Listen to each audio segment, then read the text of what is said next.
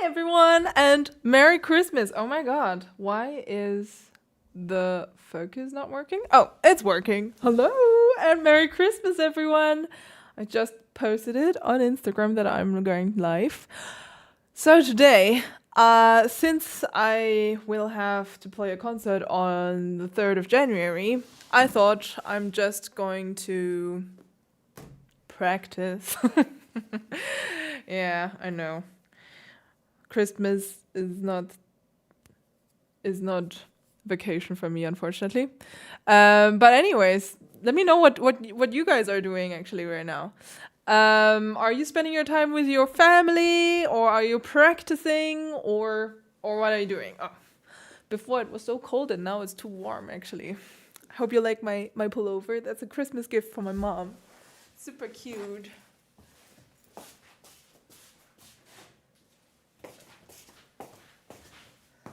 Merry Christmas, everyone that just joined. So today the plan is I'm just going to practice for the beginning, and afterwards I will do a little Christmas challenge, a 1 minute, 10 minutes, 1 hour challenge, and you guys can write in the chat or in the comments what I should play. Also, for everyone that just joined on YouTube, please check out the Twitch live stream so I can build up my live streams over there, and I'll keep the long form videos on YouTube. 1 second, I think I'll just put this on the other half so I can see a little bit more here. Haha. Yeah, I think that's good. Yeah, I'm just building up like my whole live stream setup a little bit so it's easier to follow.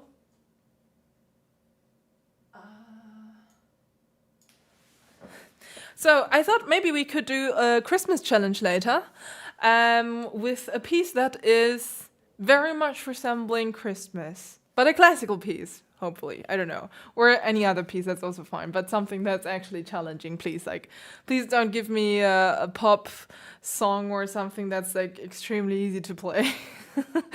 I want something challenging. But for now, I'm just going to practice a little bit my program that I'm going to play for my upcoming concerts. By the way, I'm going to come to Hamburg to the beautiful LAEISZHALLE on the 28th of February. I will be playing there all 4 Chopin ballades, the Pathetique Sonata by Beethoven, and Claude Debussy's Children's Corner. It's going to be so much fun to play there, and before that concert I'll have a little rehearsal concert close to the area where I live, which is Donsdorf. It would be so funny actually if someone here in the chat is actually coming from that area and knows Donsdorf. If you want, you can also come to that concert. I'll be playing the same program there, and that's already going to be on the 3rd of January. So no Christmas break for me. I was really hoping to have a little bit, like, you know, a little bit of a break now, but I don't get a break. Anyways, guys, please write in the chat what you would like to see later in the challenge. For now, I'll be practicing parts out of my program. And I thought, so yesterday, no, not yesterday, 2 days ago. Yesterday I actually didn't practice. But 2 days ago, I was practicing the 4th ballade by Chopin. And at one of my favorite parts, I discovered that I was playing, like, the rhythm was not so clean as I thought it is, but it's not. Anyways, now I have to settle that a little bit and get it right. Means I have to repeat it. And maybe then I can do a little bit of repetition of the 1st and the 2nd ballade. I think that's a good idea. Okay, let's concentrate on the ballades today. So I'll start with the 4th ballade and we'll switch to the other ballades afterwards as well. Whoop. And haha, I have discovered a couple of features that I can use for a better live stream. That's going to be a lot of fun, hopefully. Which is camera switcher. So now the camera is going to switch automatically after a couple of seconds. Like I've timed it like with 20 seconds or something like that. So it should switch automatically, which is cool. At least I say it's cool. So let me just try to play a little bit out of the fourth ballade.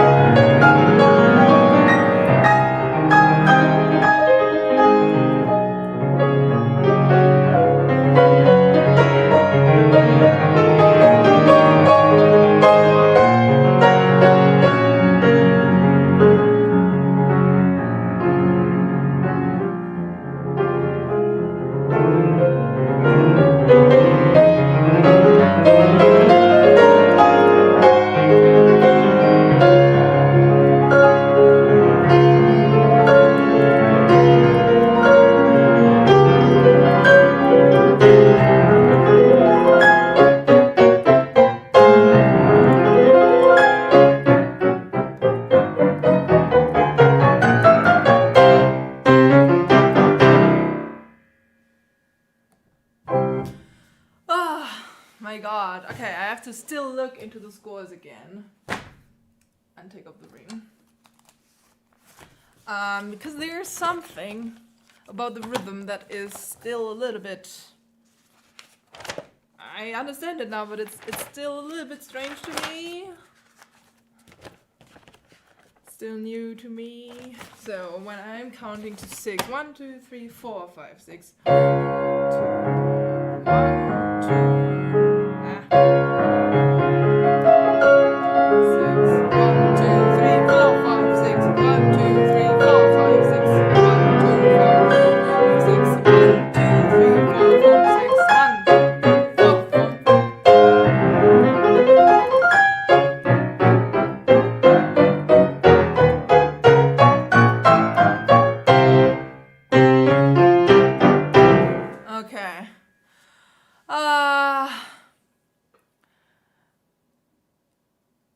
actually, that's not so easy because I was playing a wrong rhythm before.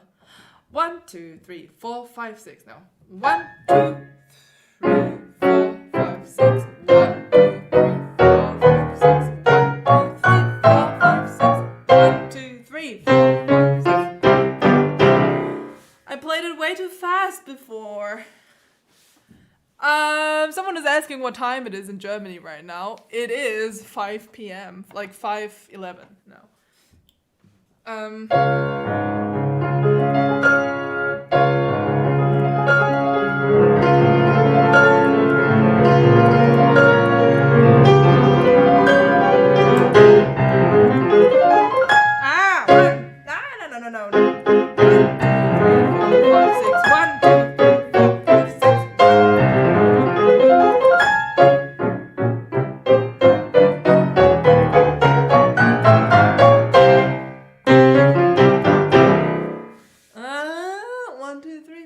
5, 6. 1, 2, 3, 4, 5, 6.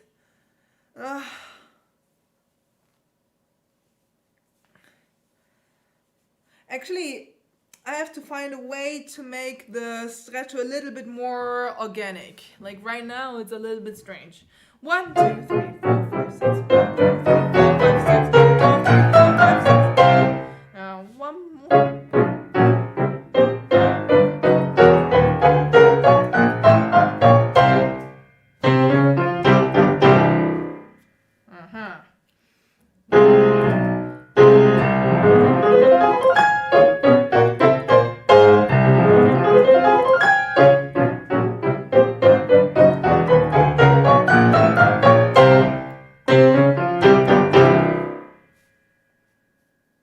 Yeah. Guys, let me know. Have you ever heard that part played in the correct rhythm? I don't know. I don't know, actually. I'm not listening so much to different recordings, so actually I can't really talk about that. I feel like, at least in my memory, I've never heard anyone playing like that.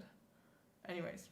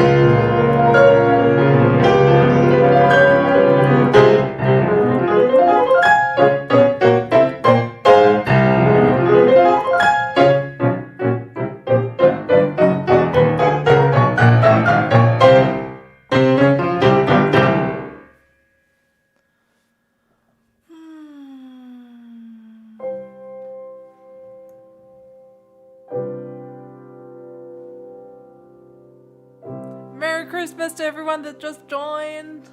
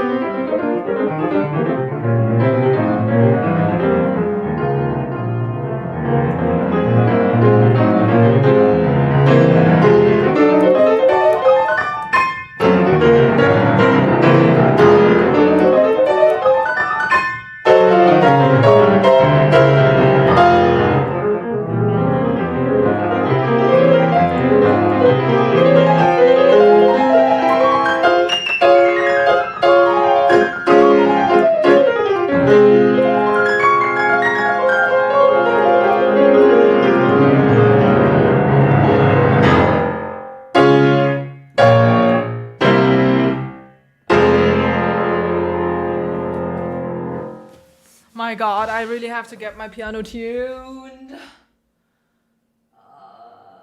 a second.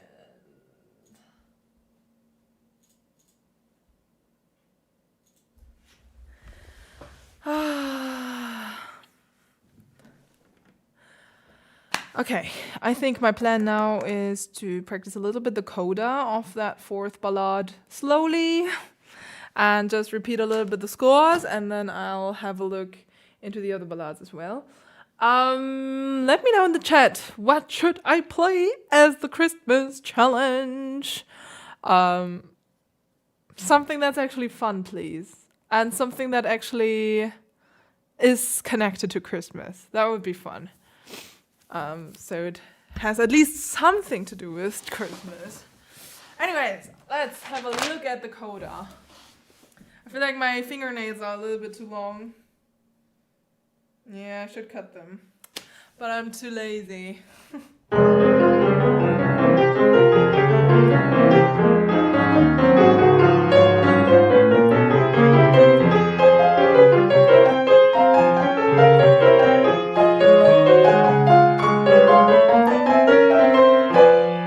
The pas de deux I already played.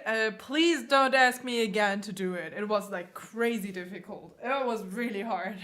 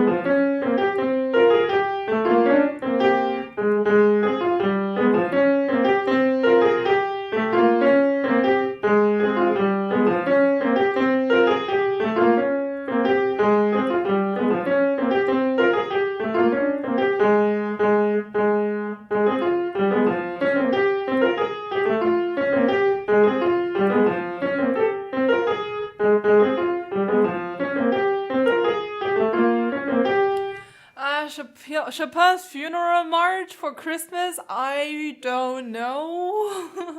But actually I've already played that sonata, so I'm not sure if that really makes so much sense as a challenge.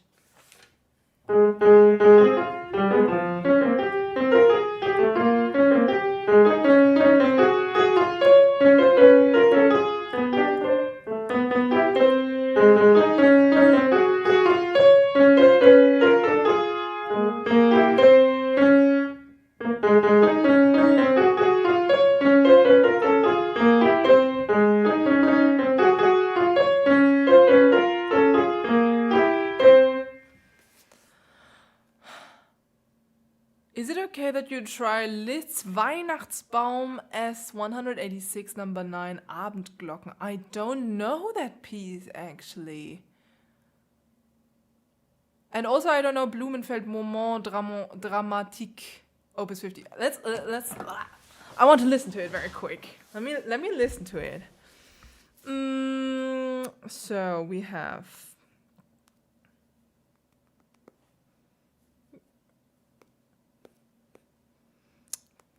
Komm schon.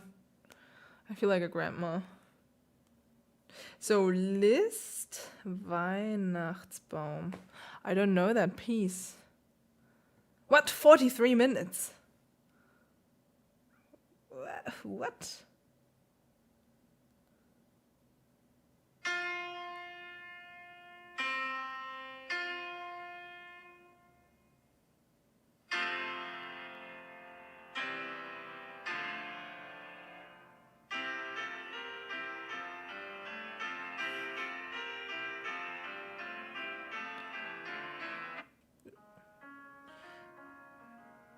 So which piece Abendglocken here?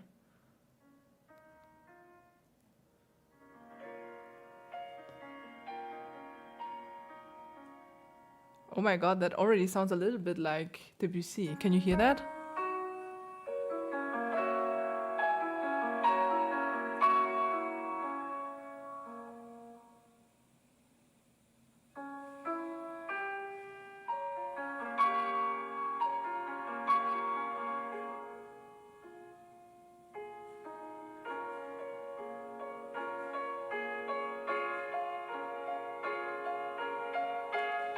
Tchaikovsky's Nutcracker Overture is also a nice call. But I would have to find it for piano.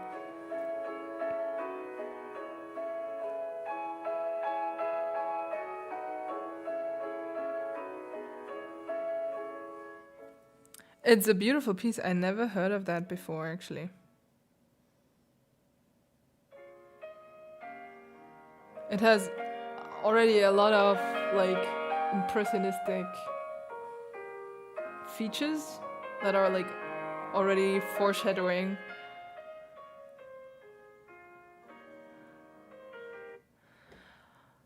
Turkish March, Beethoven Liszt transcription. I also didn't know that there is something like that.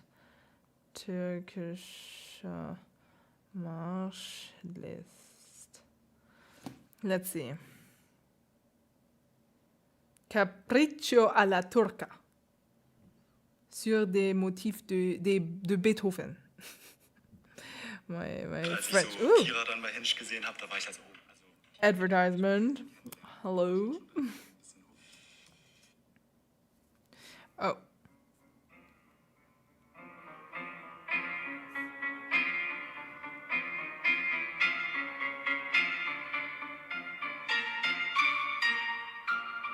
Oh, I love that piece. I didn't know that that was from Beethoven and transcribed by Liszt, actually. I've heard that one before in a documentary about Evgeny Kissin, but I never knew that it is this piece. Oh, that's so cool!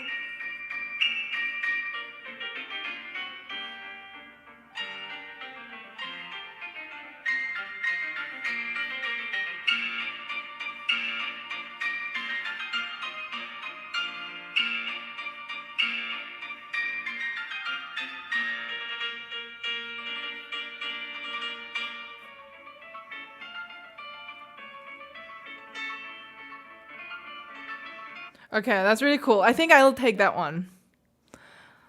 Hello Kitty says Hello Kitty. I love Hello Kitty. Who else loves Hello Kitty? Write it in the chat. Okay, maybe I'm going to take that one. Beethoven Liszt, Turkish March. Capriccio. Okay, that's cool. We'll take that one. I just have to print the scores, I guess. Hello everyone that just joined the chat and the live stream. I'll continue practicing a little bit, and yeah, then we'll start with the challenge maybe around 6:30, so in 1 hour.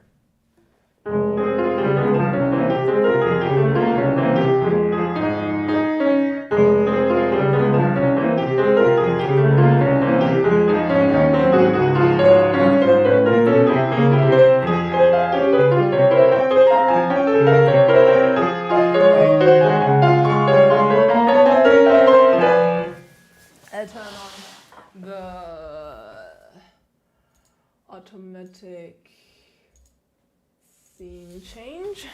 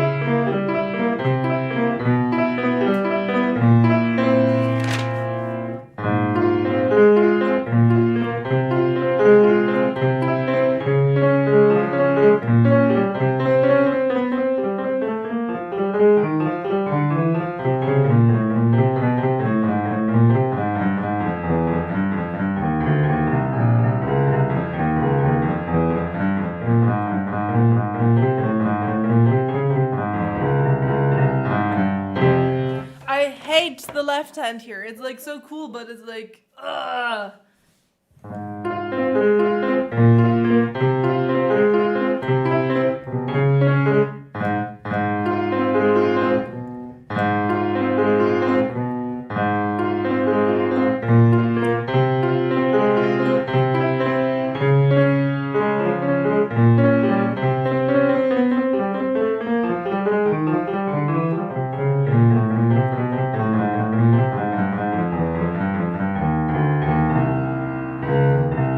that's a D flat.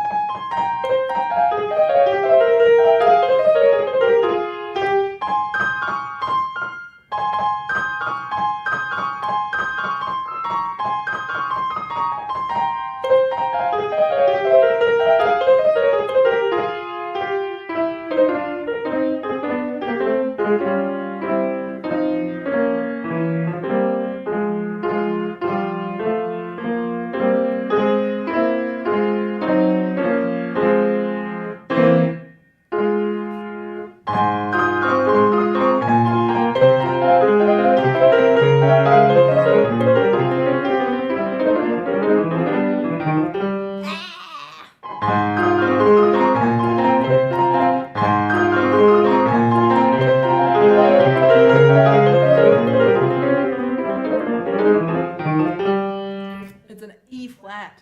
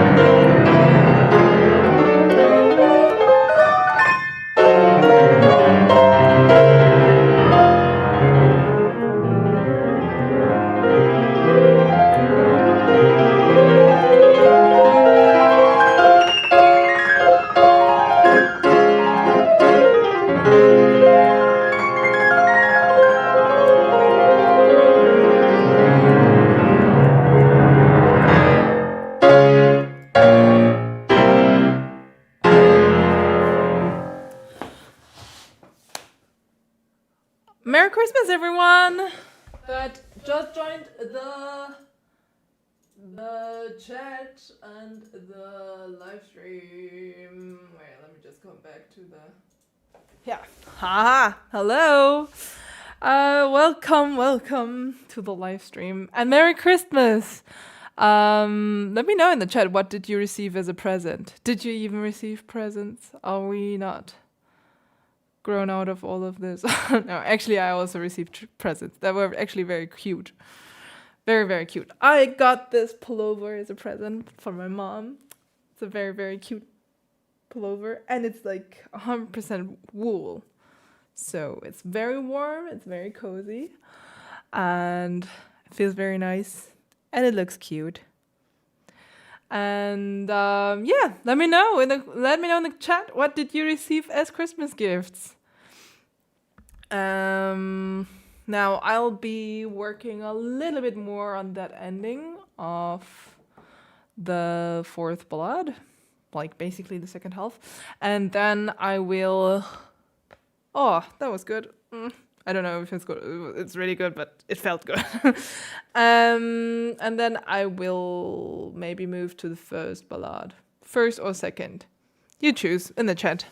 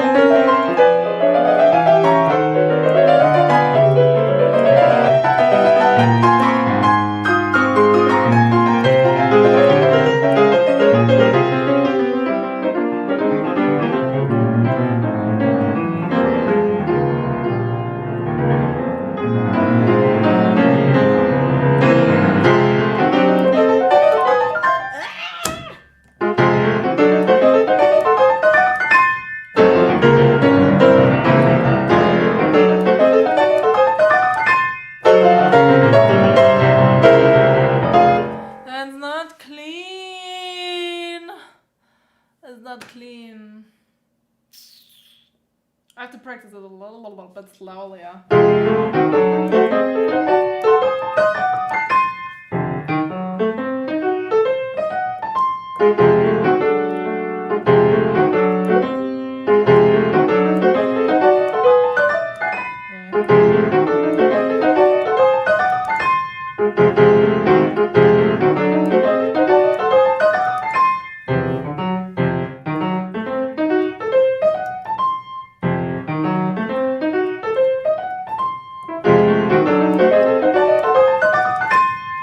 That's also an option. So maybe I'll take 2-1, 2-1, 2-1, 2-1.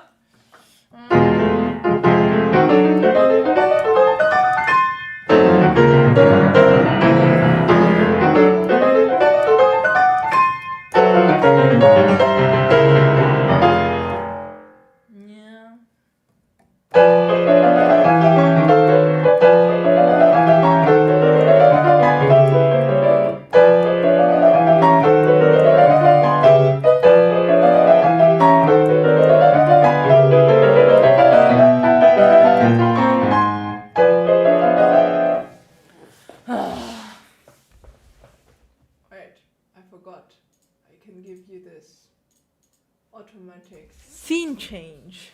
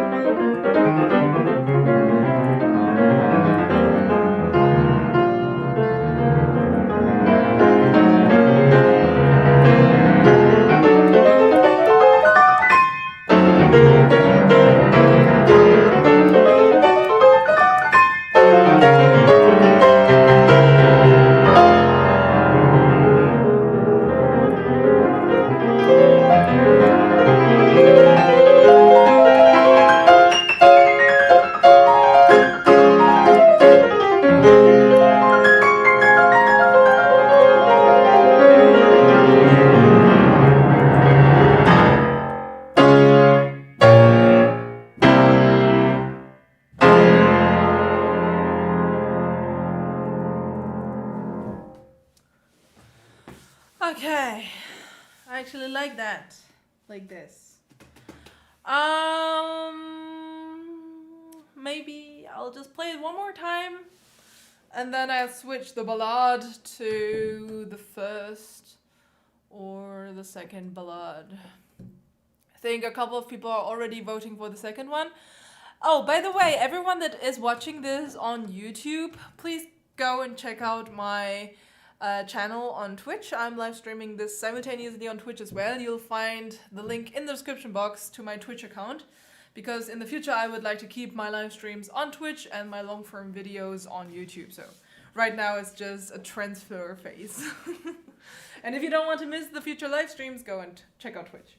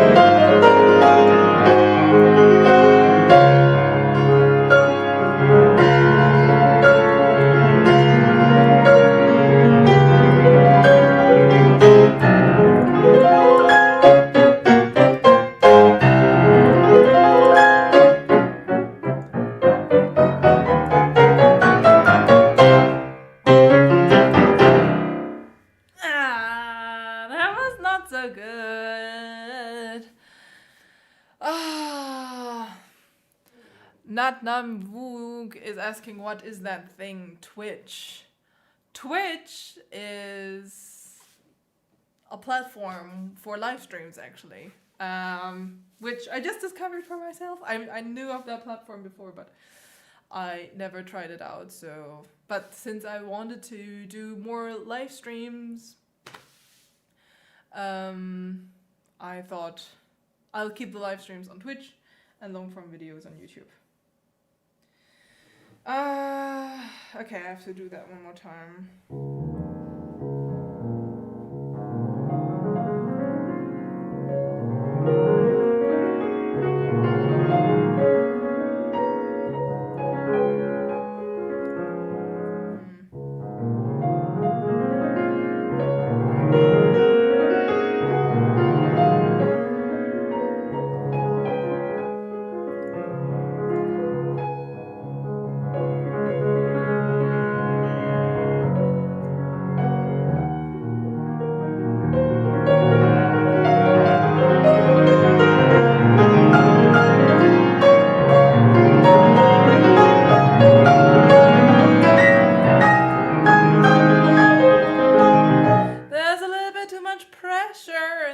Tension.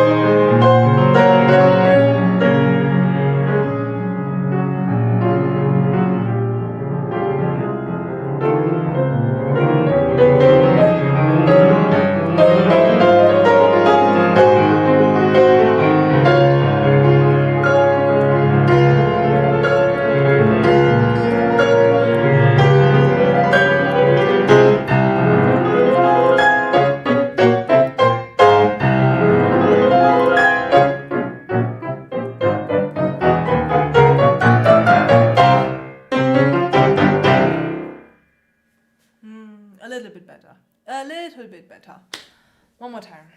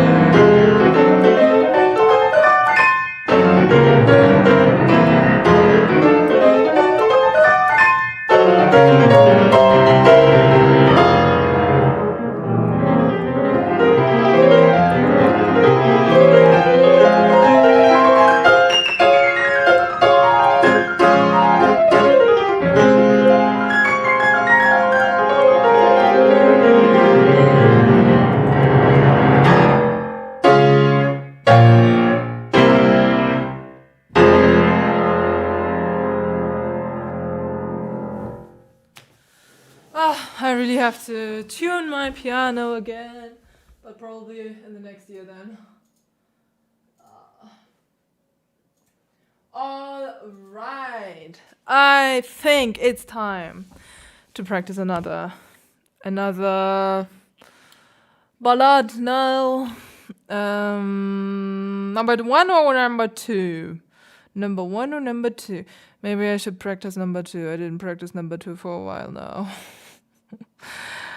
Okay, let's practice number two then.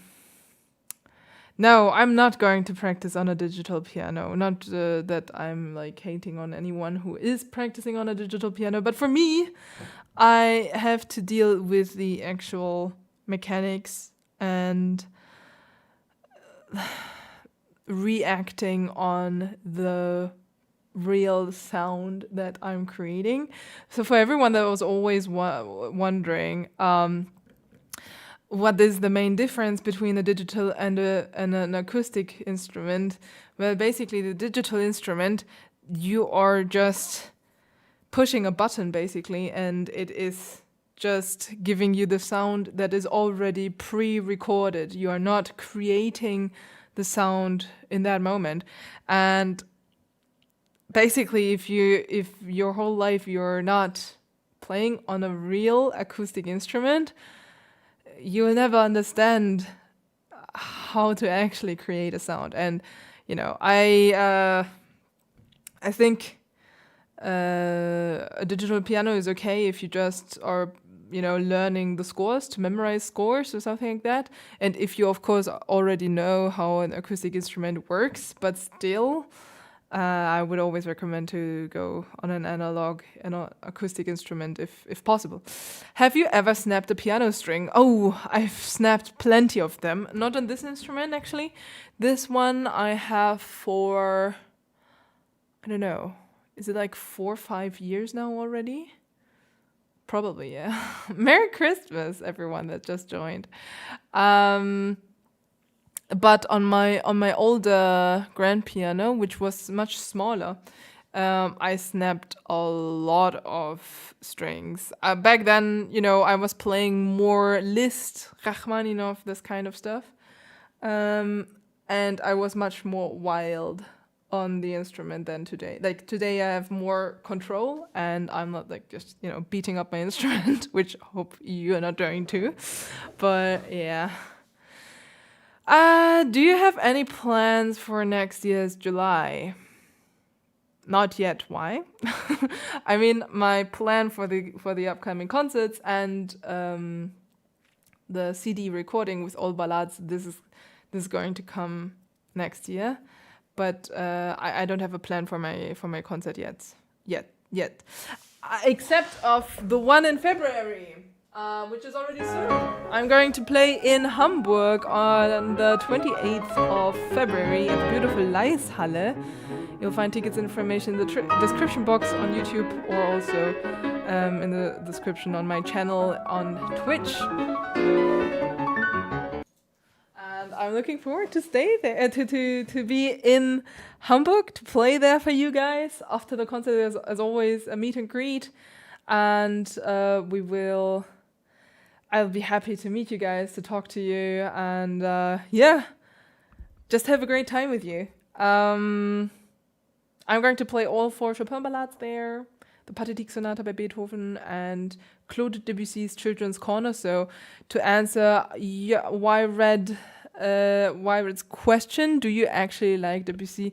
I love Debussy, and actually I think that he's one of the most,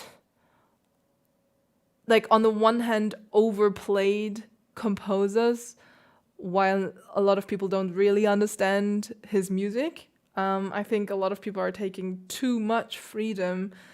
For example, like one of the most famous examples is Clair de Lune. Debussy wrote with such a masterful skill that piece, to create this very dreamy and flying effect, because of the rhythm that he put into the piece. And so many people are just ignoring the rhythm. They just play whatever they feel like. which they are not supposed to do. Anyways.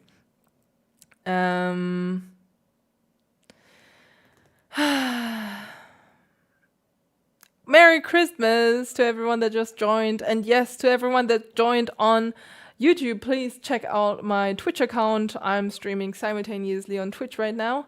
And in the future, I would like to keep my streams only on Twitch and the long form videos on YouTube. So if you're interested not to miss the future streams, please go and check out my Twitch.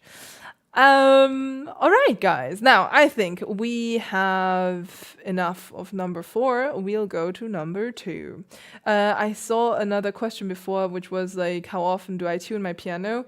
Since this is a sponsored instrument, so this instrument does not belong to me. It stands here, but it belongs to Steinway. They gave it to me for, product placement reasons, obviously.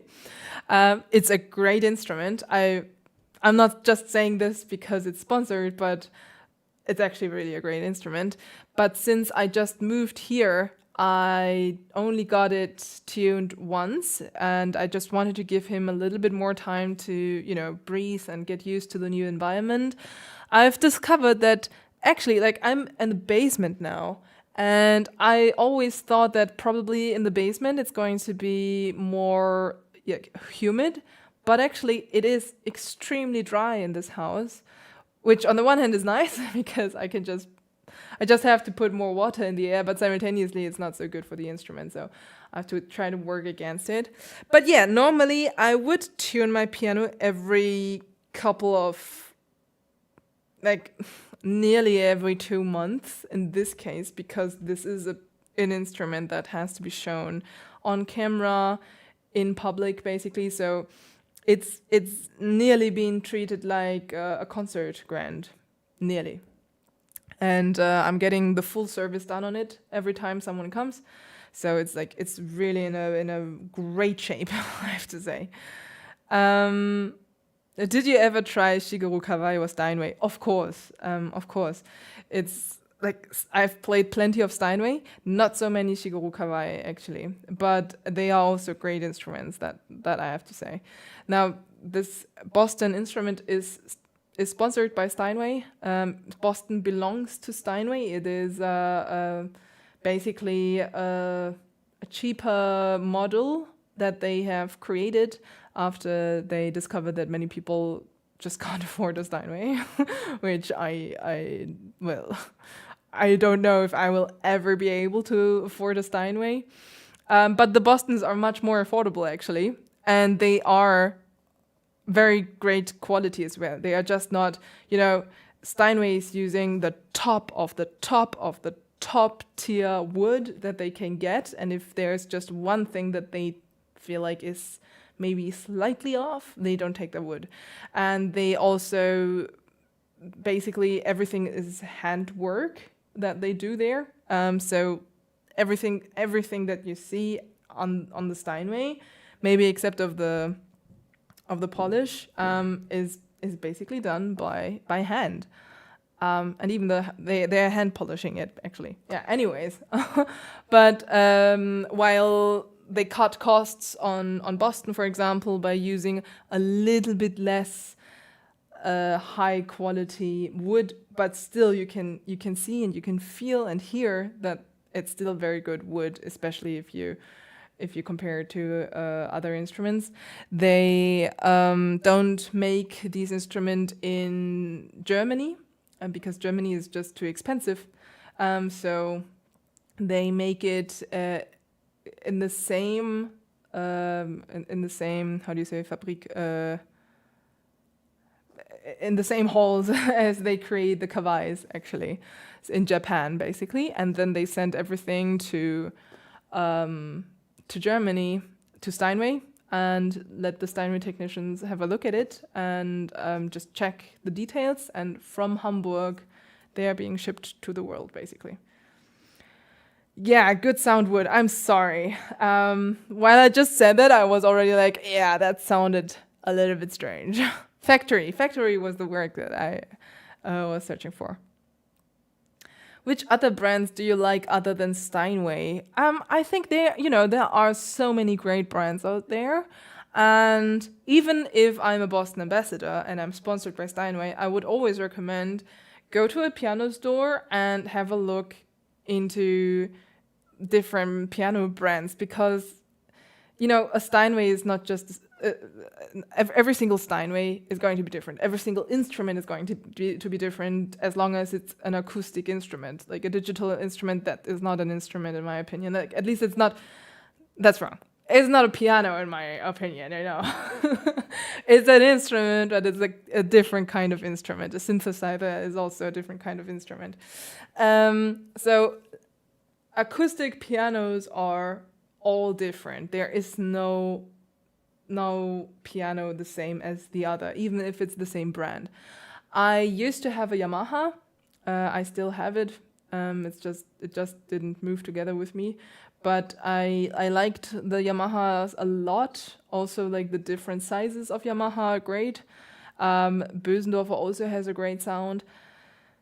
Bechstein as well, but I feel with them it's a little bit more like they have a very clear character, which doesn't necessarily match my style so much, I feel. Or at least it doesn't match all the program that I play. That's my impression. While Steinway is a little bit more opened, like in its sound, it's more open to any kind of repertoire. While it can still be very interesting to play on the other instruments as well. Hi, Annick, did you play in Italy soon? I did play actually last year, like this year when was it? June, July, something like that. I played in Milano. That was great. I think Milano is great. The concert hall was okay. But yeah, I will have to search for another concert hall then again. Do new or old Steinway pianos sound better? That's a great question, and I can't really give you like the answer. As I said, like every piano is different, and it also depends a lot on how well it's been treated over the years. Like, did it get the Steinway service? Blah blah blah blah blah. And also, what size is the instrument? A Steinway D will always be a great instrument, just because the way it's built. But, I mean, I feel like, especially the Steinways out of the 60s, they are full of character, but like great character. And I know a lot of other pianists who would agree on that, actually. I also like the newer instruments, but I feel like they are a little bit more neutral, and maybe they just need a couple more years to grow some character. I don't know. Anyways, I think I'll continue practicing now with the second ballade, and then we will start with the challenge at 6:30, so 25 minutes from now. Okay, let me try. Switch back.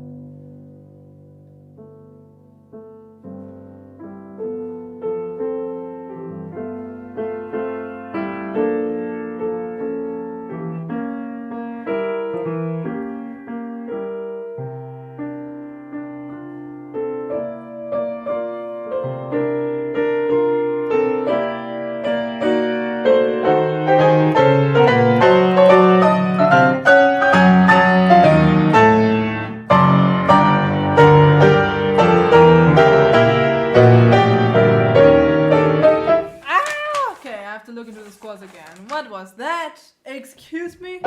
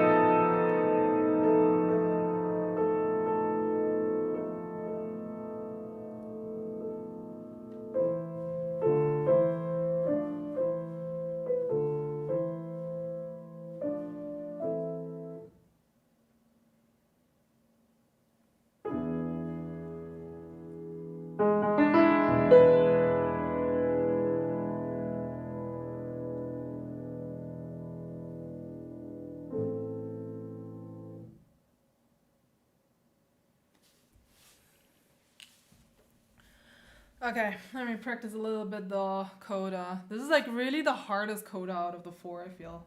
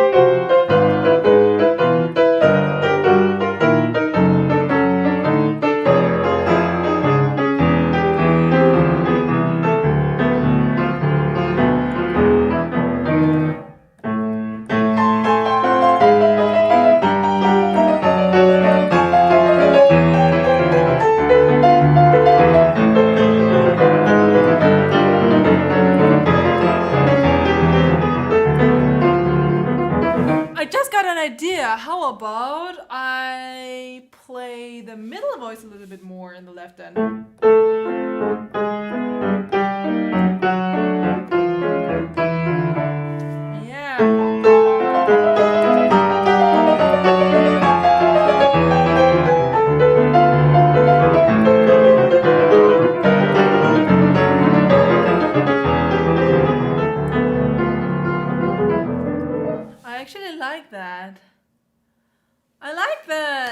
Okay, I'll keep that.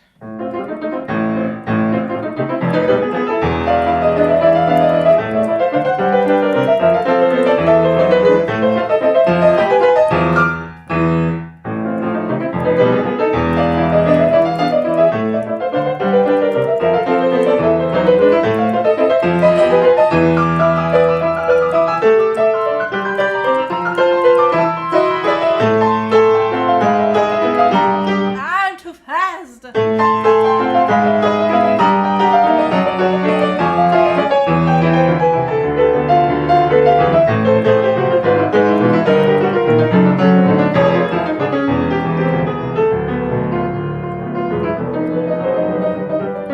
Okay, maybe I can even exaggerate that by taking the pedal slightly different.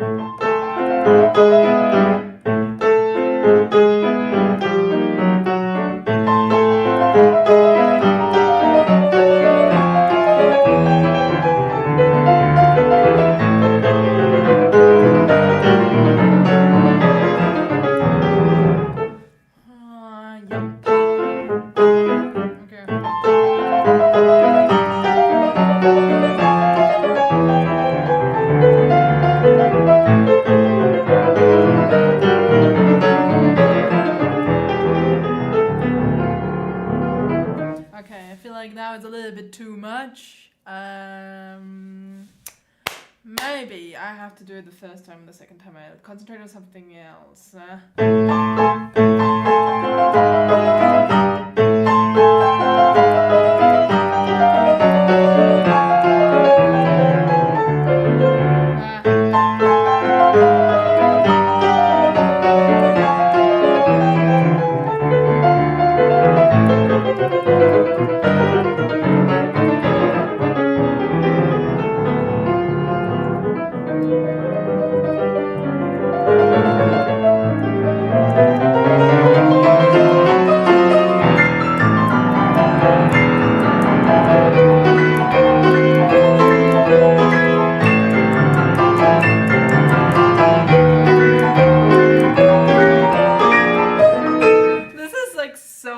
Unclean, but like this whole passage is so difficult.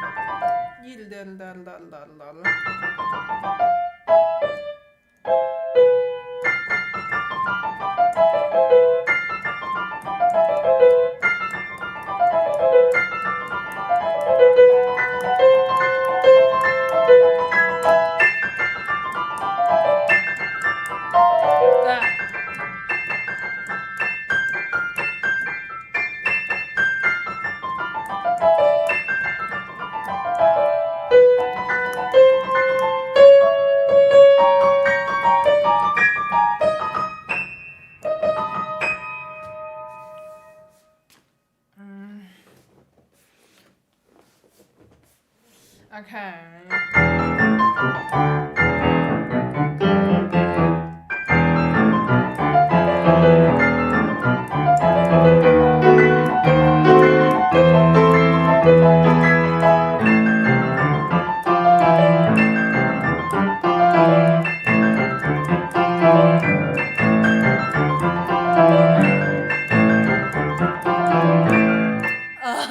It's so difficult.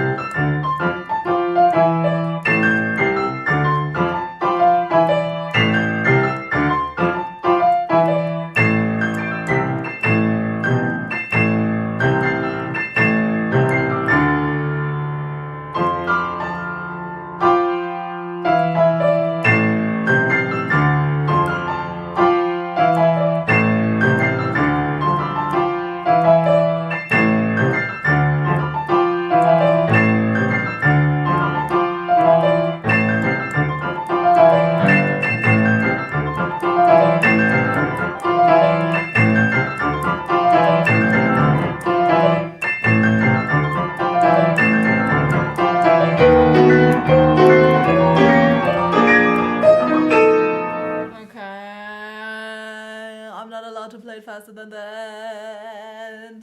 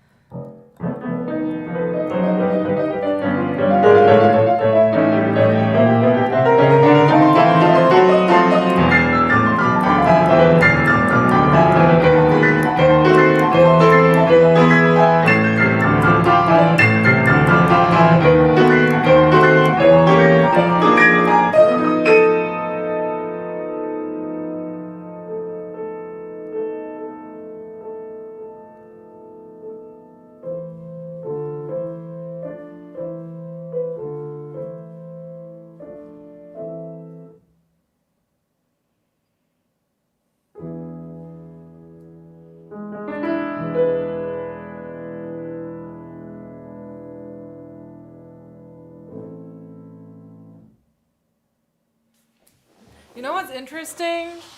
The end of the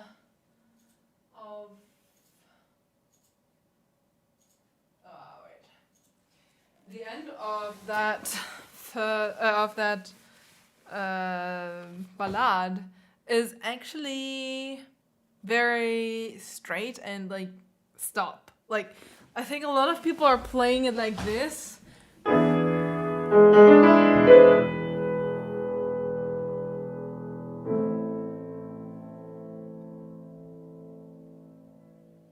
So you're keeping a long note at the end, but it's actually not written like that. Chopin extra wrote, like, this is just a quarter note. Like, the last note is just a quarter note, and afterwards he extra wrote all the rests into the piece. He didn't write a fermata or like a full note. And also he made sure that the pedal stops with the last note. So it's actually going to sound like that.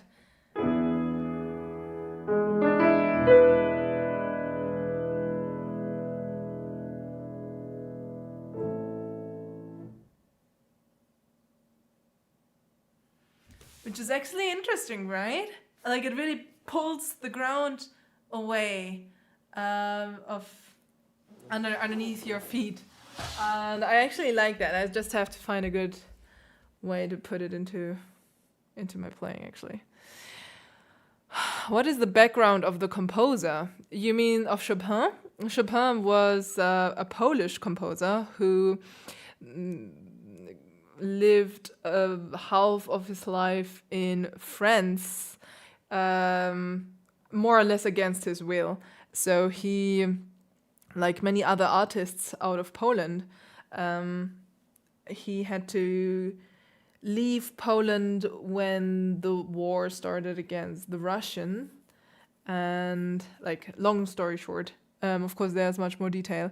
And basically all his life he wanted to go back to Poland. He also wanted to fight for his country, but well, there were a lot of reasons why it didn't work out, basically. And in the end, so he left the country with like 21 years old, and he never made it back his whole life. And so in the ballades, actually, you can hear, especially in that one, in the second ballade, I feel, you can really hear how he is putting his trauma and the trauma of the country, basically, into music.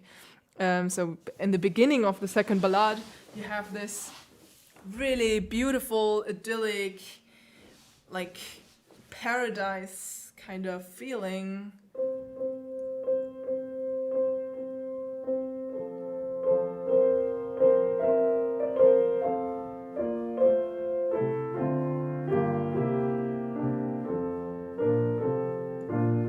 everything is like living peacefully and together, and it's like really beautiful. And then it feels a little bit like in the middle of the night, out of nowhere, they're being attacked.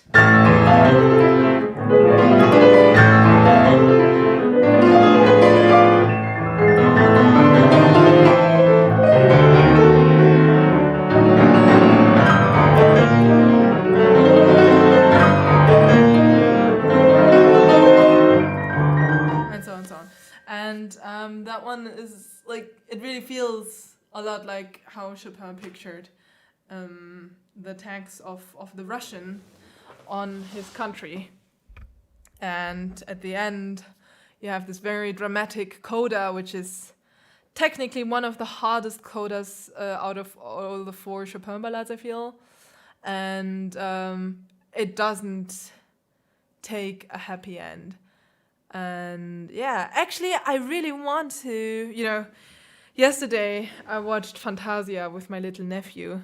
He's the cutest out of all the cuties. And I watched Fantasia of Disney with him, which is an awesome, like 2 awesome movies. These movies were actually my door openers to classical music, because nobody in my family actually makes music, especially not classical music.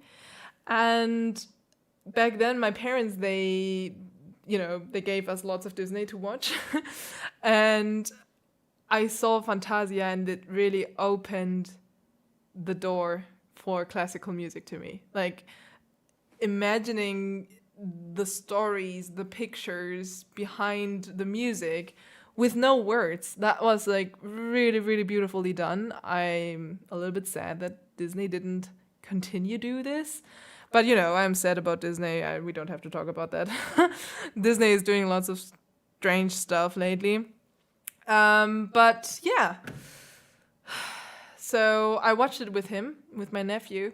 And I thought, you know what? Actually, I should really, now that AI is there, I can create my own Disney Fantasia with the pieces that I'm actually playing right now, and I can show you the story that I have in mind for the ballades and all the other pieces that I'm actually playing. So yeah, that was the idea. Maybe I should do that. I just need time for that. Anyways, guys, it's already 6:30 here. Means it's time for the challenge! Wait, I have it here. It's not on, wait. Okay. Challenge time! Whoop, whoop! So, what are we going to do? I think we said the Beethoven list Turkish March thing. I think that's actually fun. Or something else. Definitely have to cut my nails. Do you know this, when there's like a little piece of skin sticking out next to the nail? I hate this. I want to take it out, but simultaneously I'm scared of it, because like after like ripping it out, it's so hurtful. It's time, guys. It's time for the 1 minute, 10 minutes, 1 hour challenge. All right. Capriccio, Rondo, Turkish March, Transcription List. Okay, I have to ask my fiance to print it out for me. Actually, I have to first search for the scores. IMSLP, please save my ass. Capriccio, Rondo, Capriccio, Beethoven list. IMSLP. There we go. And now I need to... What is this?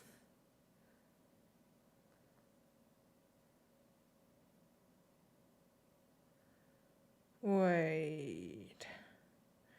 Is this the correct thing? No. No.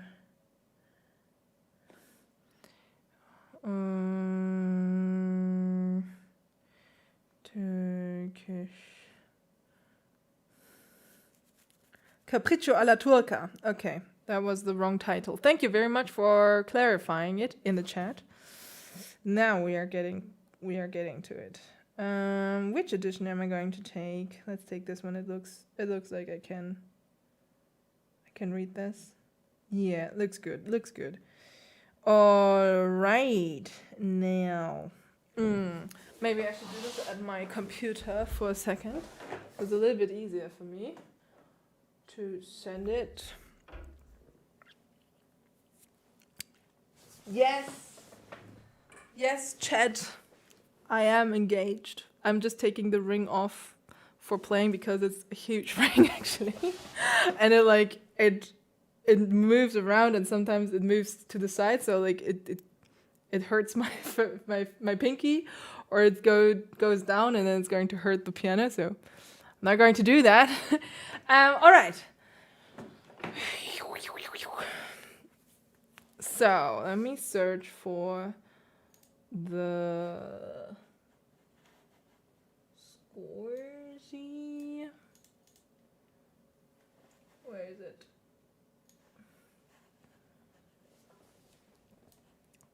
So we have Liszt, Beethoven, Turkish March.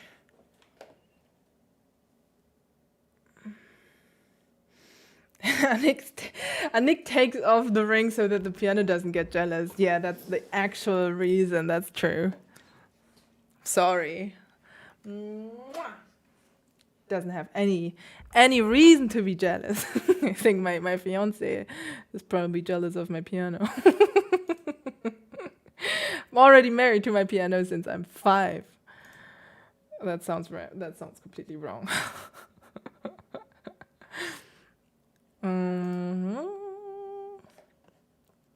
Okay, download please.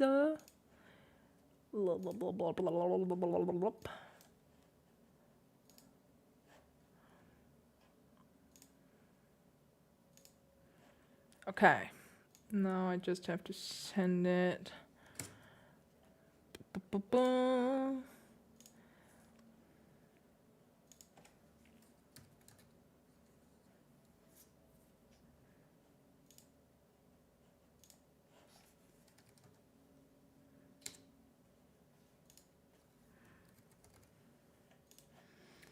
Okay, I'm nearly done. Wait a second. No.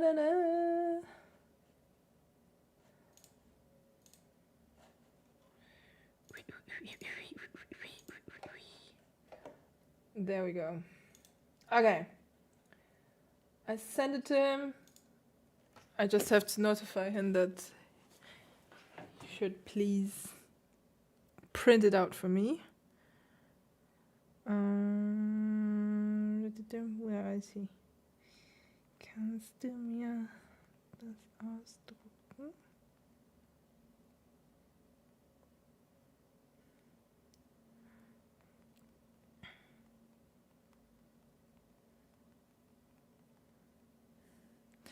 Okay. Can you play Gymnopédie number 1? That's not a challenge, guys. It's not. Einseitig.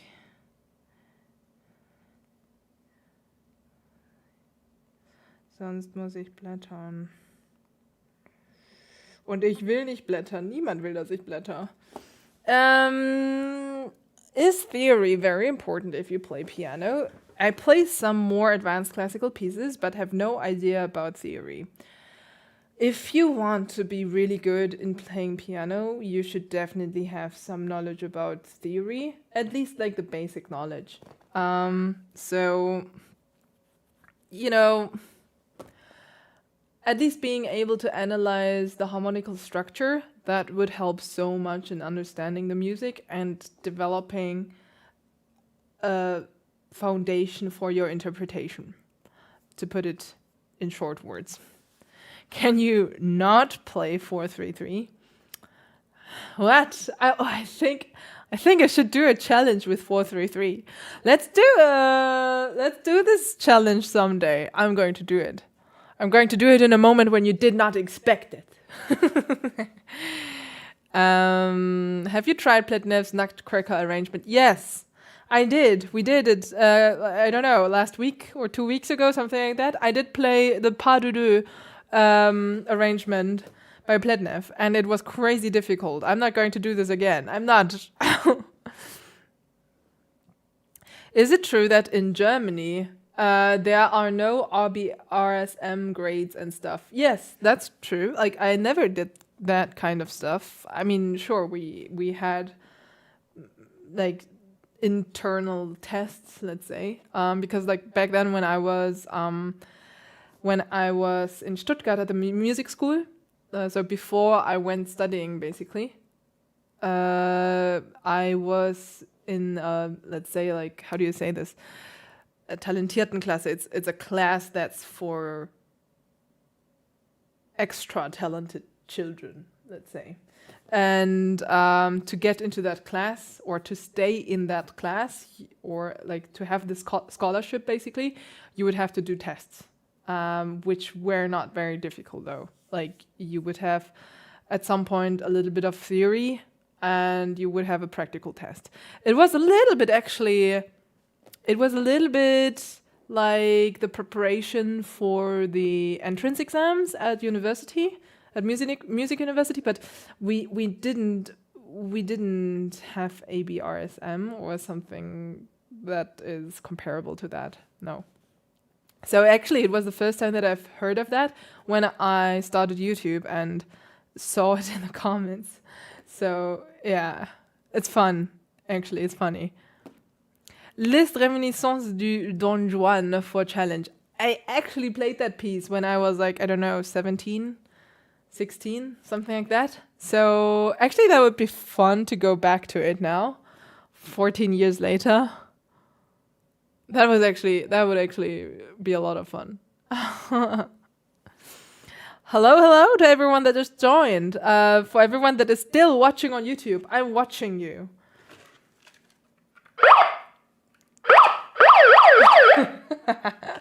You should go to Twitch and watch it there. I'm planning to do all my live streams in the future on Twitch, so I can keep the live streams there, and I'll keep the long form videos on YouTube. So that's like clearly divided. Merry Christmas to everyone that just joined.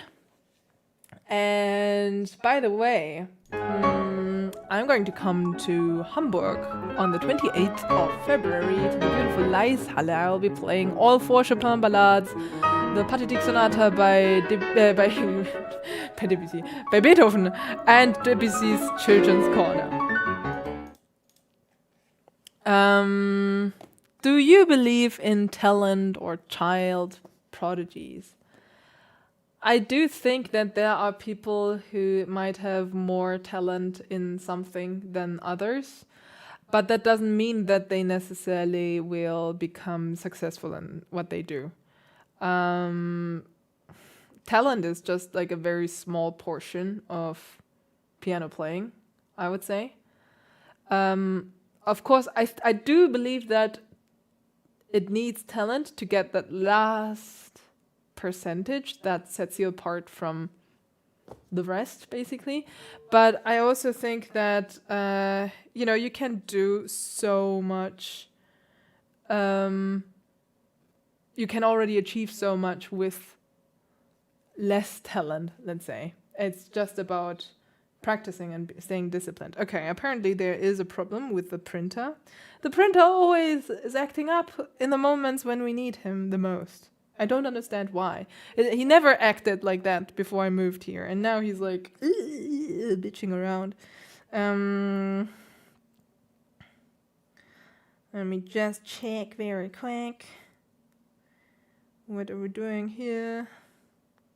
Maybe I can send it from my phone to the printer. Yeah, I'll try that.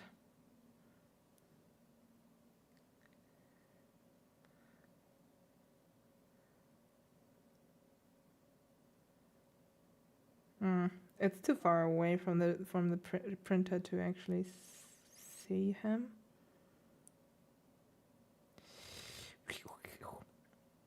All right, guys. Give me like 5 minutes. I'll be right back. And meanwhile, you can talk to the teddy.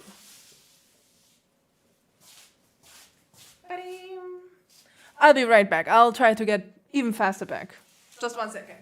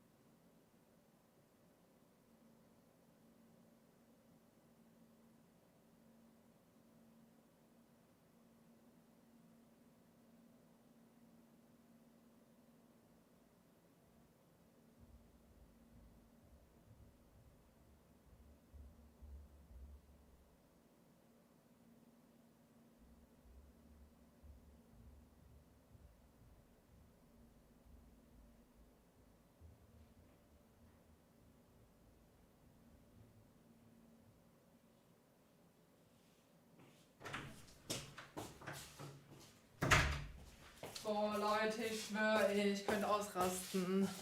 Was das für ein Witz immer. So, I couldn't print it, so I'll take my old iPad, hoping that the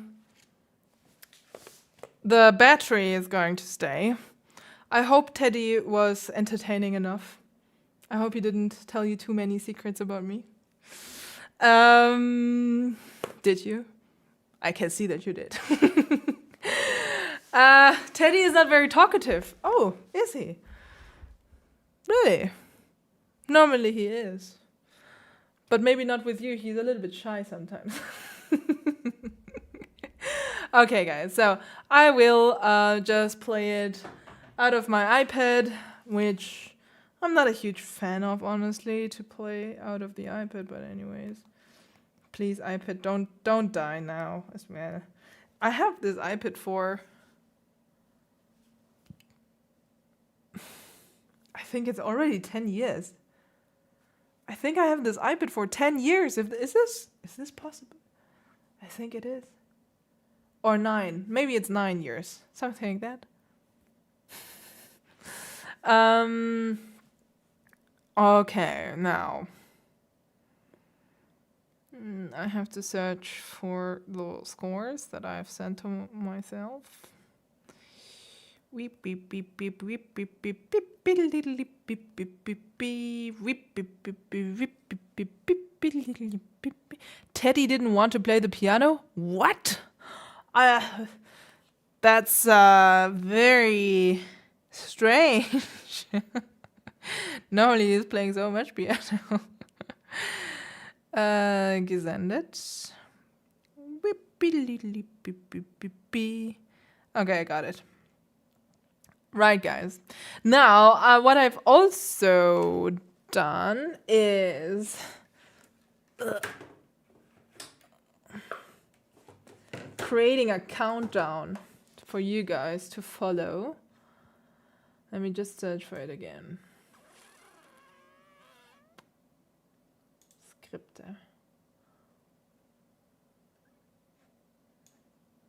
Okay, I just have to open the countdown here. And here, where is it? Oops, here. Here I have to open the countdown, and here I have to open the countdown so I can still switch through. And then I have to reset the timer because it's already running, and this doesn't count into my 1 minute part. Okay, I'll shut down the countdown for a second. Okay, guys, now it's time for the 1 minute, 10 minutes, 1 hour challenge with Beethoven Liszt Capriccio alla Turca. We'll see how far I get. As you can see, as you can follow from now, there's the timer. I'll have 1 minute, 10 minutes, and 1 hour to practice a piece that I've never played before. After every practicing session, I have to try to perform the piece just the way it is. Alrighty. I'll start that as well, and then I'll start the timer. I have to simultaneously start the timer on my phone though. And go. Oh, shit. Wait. Ah! Wait. I have to reset the timer again.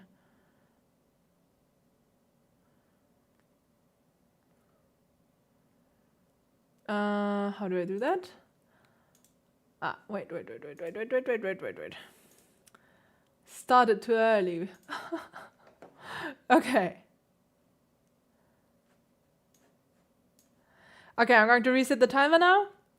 And when we are ready, we'll start. But I'll wait for the scene to come back. And go. Okay, now I think I'm synchronized. Damn, I already lost 3 seconds. 5 seconds. Okay.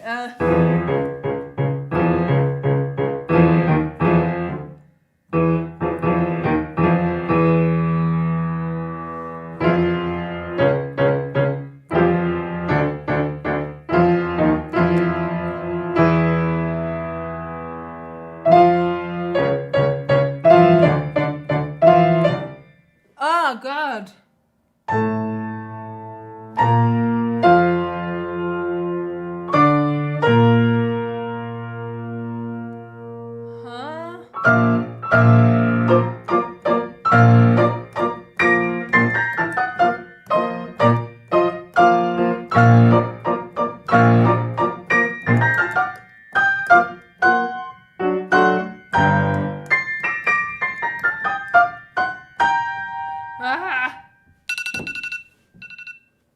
Okay.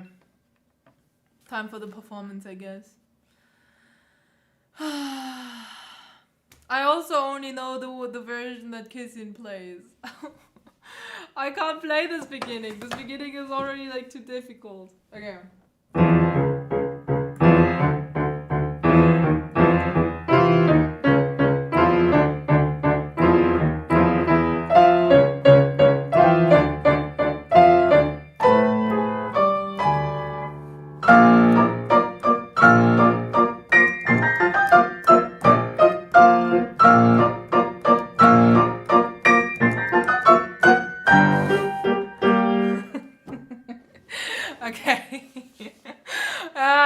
go. Let's go 1 hour. 1 hour. 10 minutes. We have to do 10 minutes. To change the timer here, and I have to change the timer on my phone. So many technical stuff to do. And start. Reset timer. Okay, start.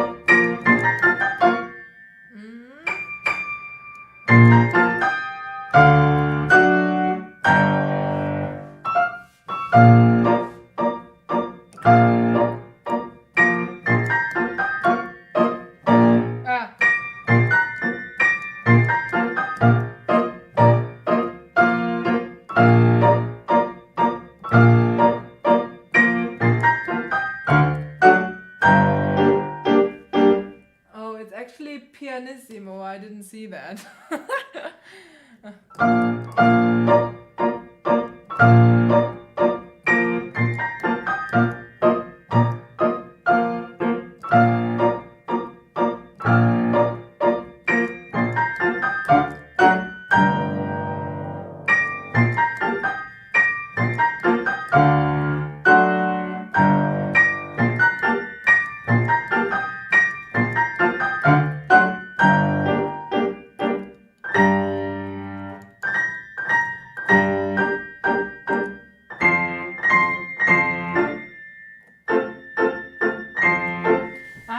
Stop. Stop this. Okay, I have to do a setting in my iPad because it's getting dark, unfortunately, all the time. Where is it? Here, Anzeige und Helligkeit. Never. Okay.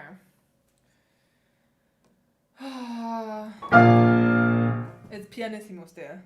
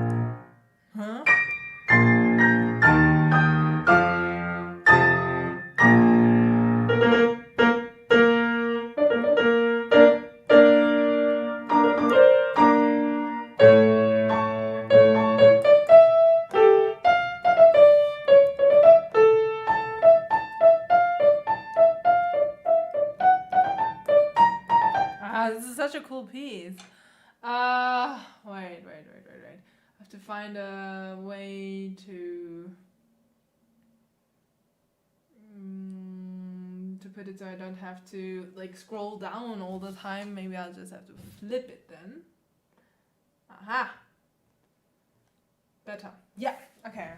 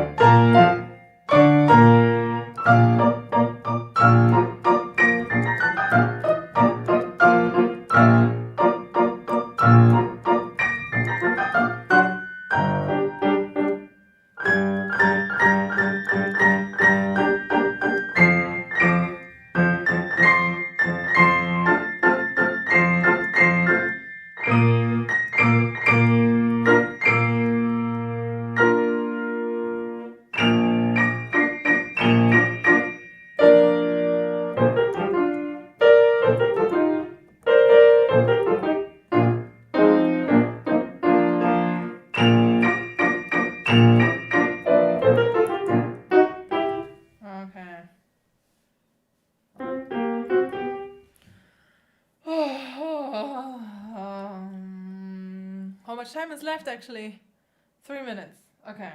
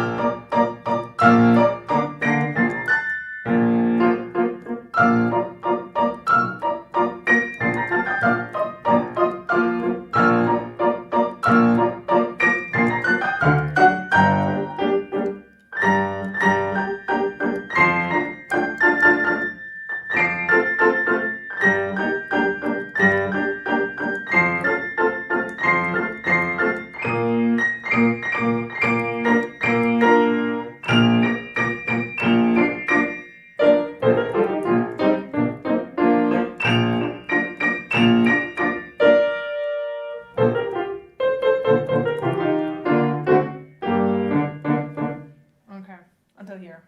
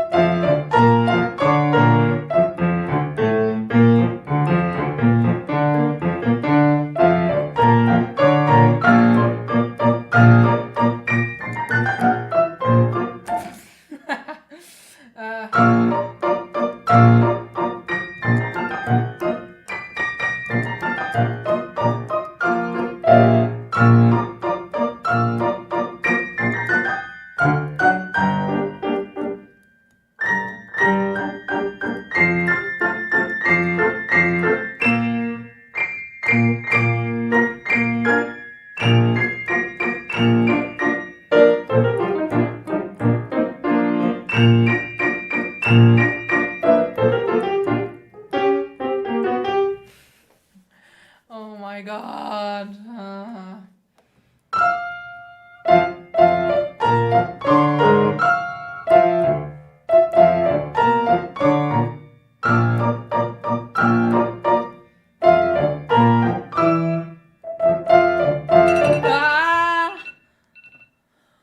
Okay. Oh my god, 10 minutes went a little bit too fast. Let's try. Okay.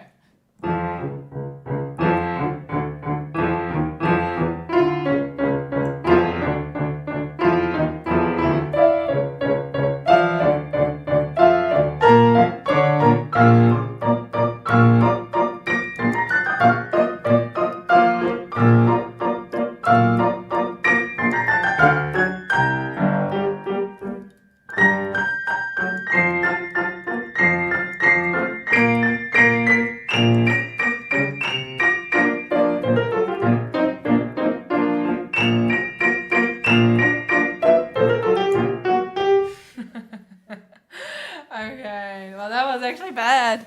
Let me try to get you also the scores a little bit, if you want to watch the scores. Otherwise, just search for the scores. I think that's easier. You can search for the scores. Okay. Last but not least, the 1 hour challenge. 60 minutes, let's go. And I want to start now. Okay, 60 minutes all running. 60 minutes, yeah, 60 minutes. Not 60 hours. Okay. Yeah.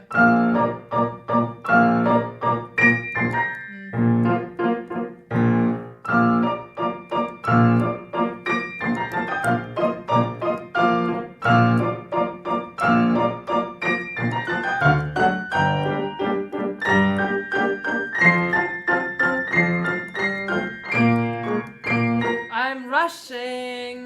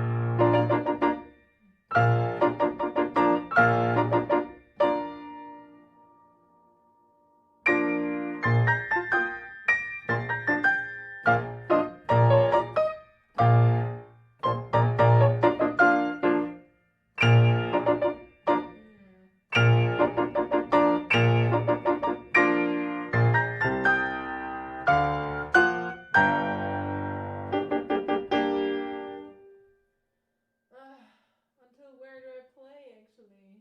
It never ends.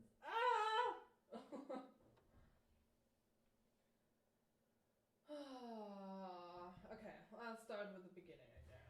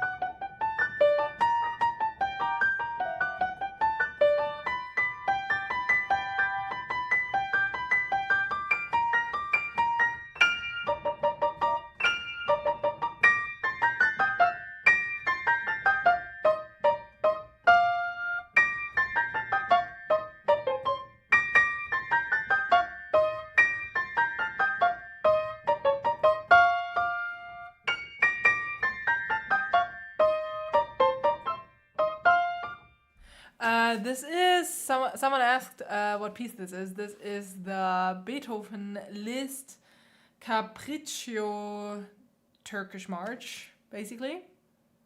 So Beethoven wrote it. Capriccio alla Turca.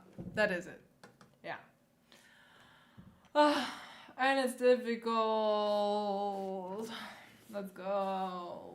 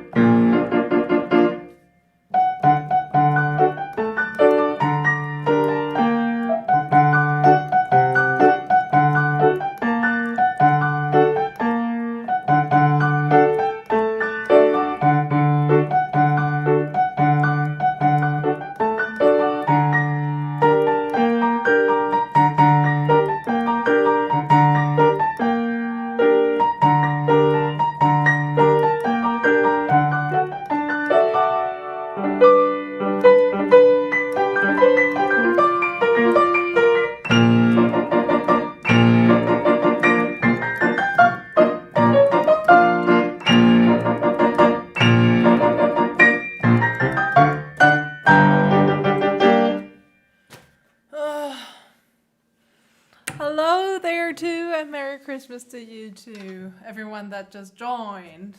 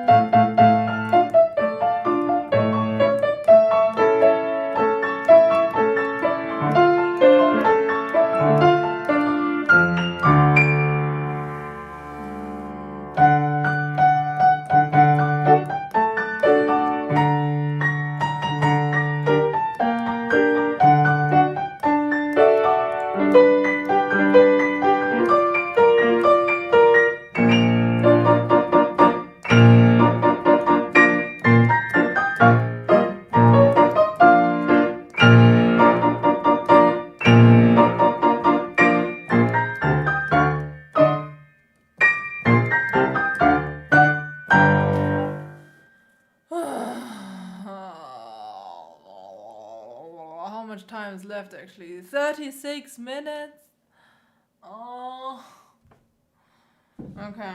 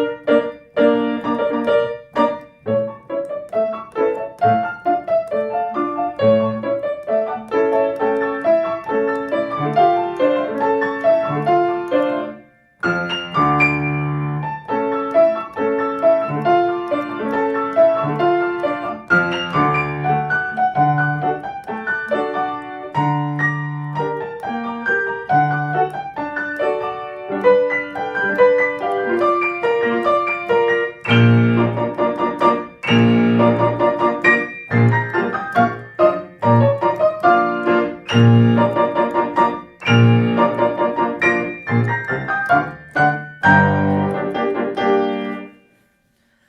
don't know, no, guys, is this supposed to be faster than what I play? Probably yes, right? Yeah, it is.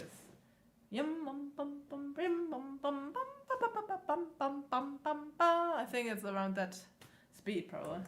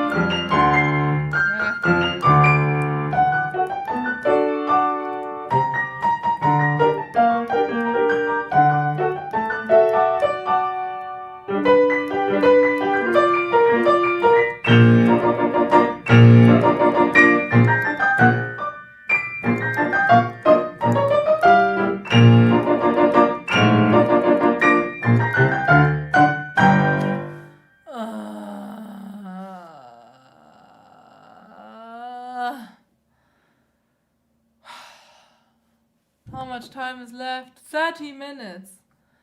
Still 30 minutes. Okay.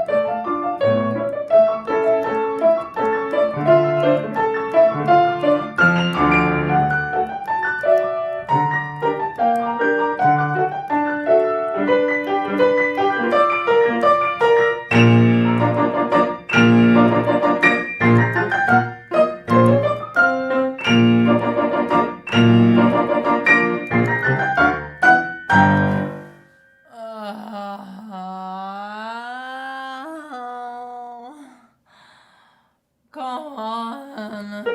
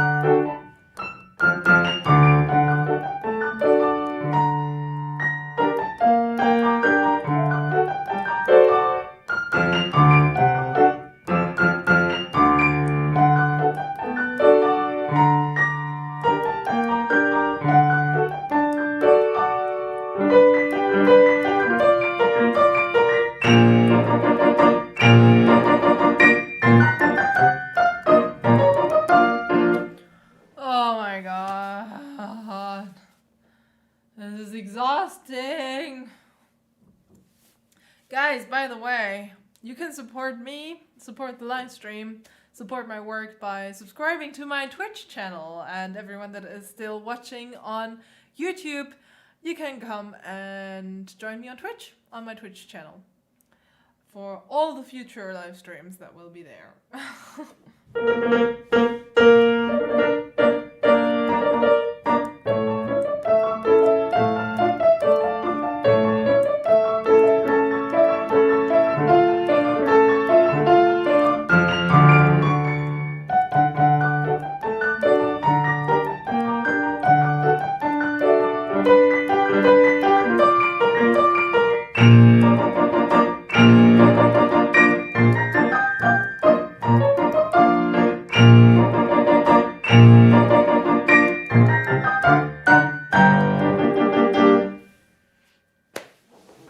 Oh, thank you very much, Brycat, for your subscription.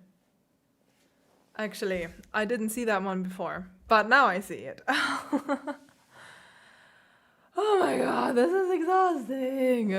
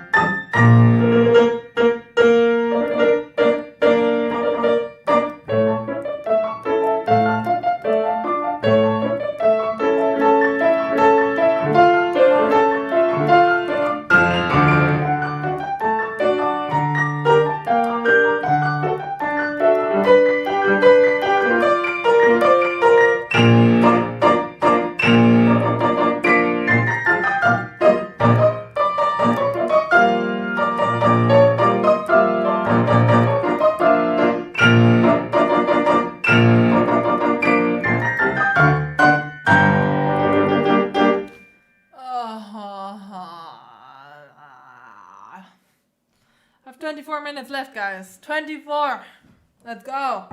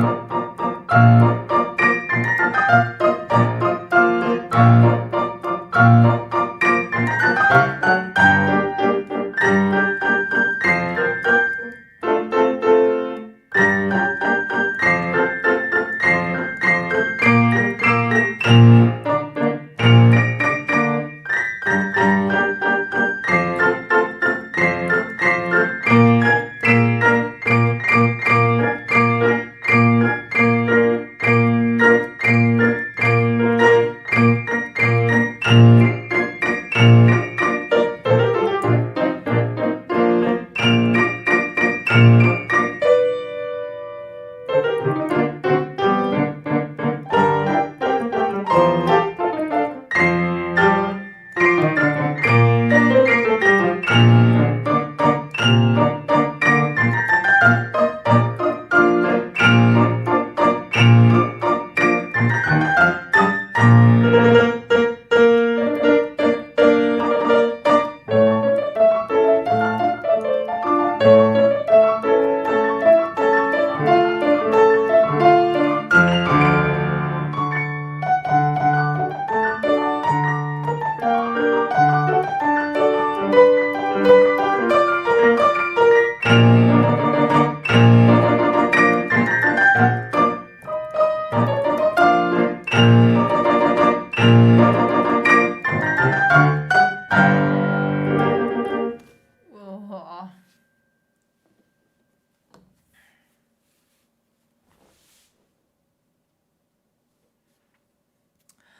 Hello, Juicy Irene.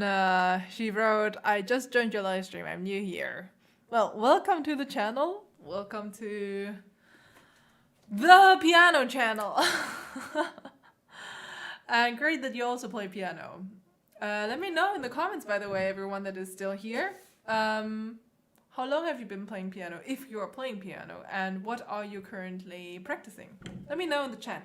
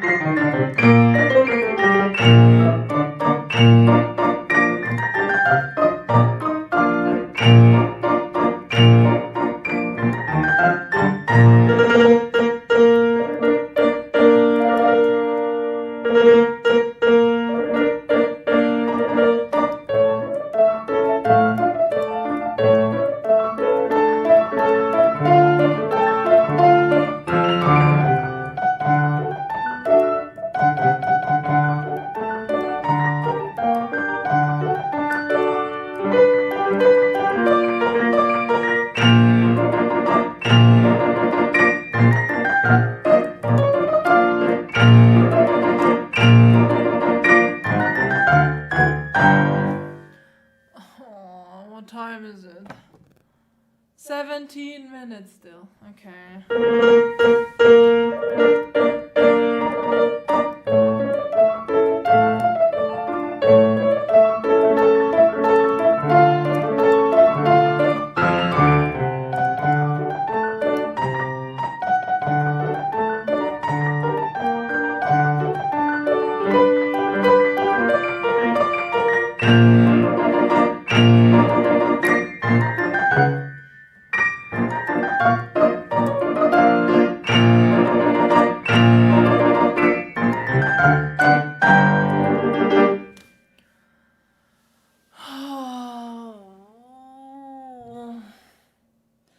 It's your first time watching a Twitch piano live stream. Well, welcome.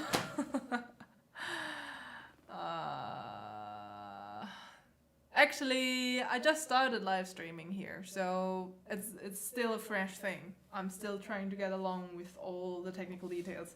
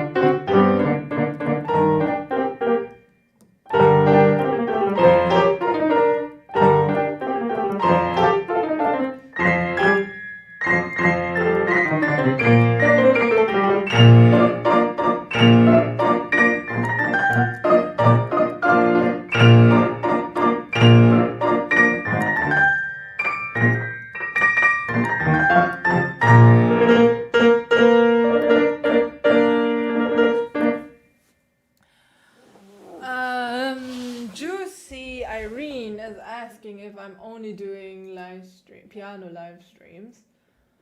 1 second. No, I am.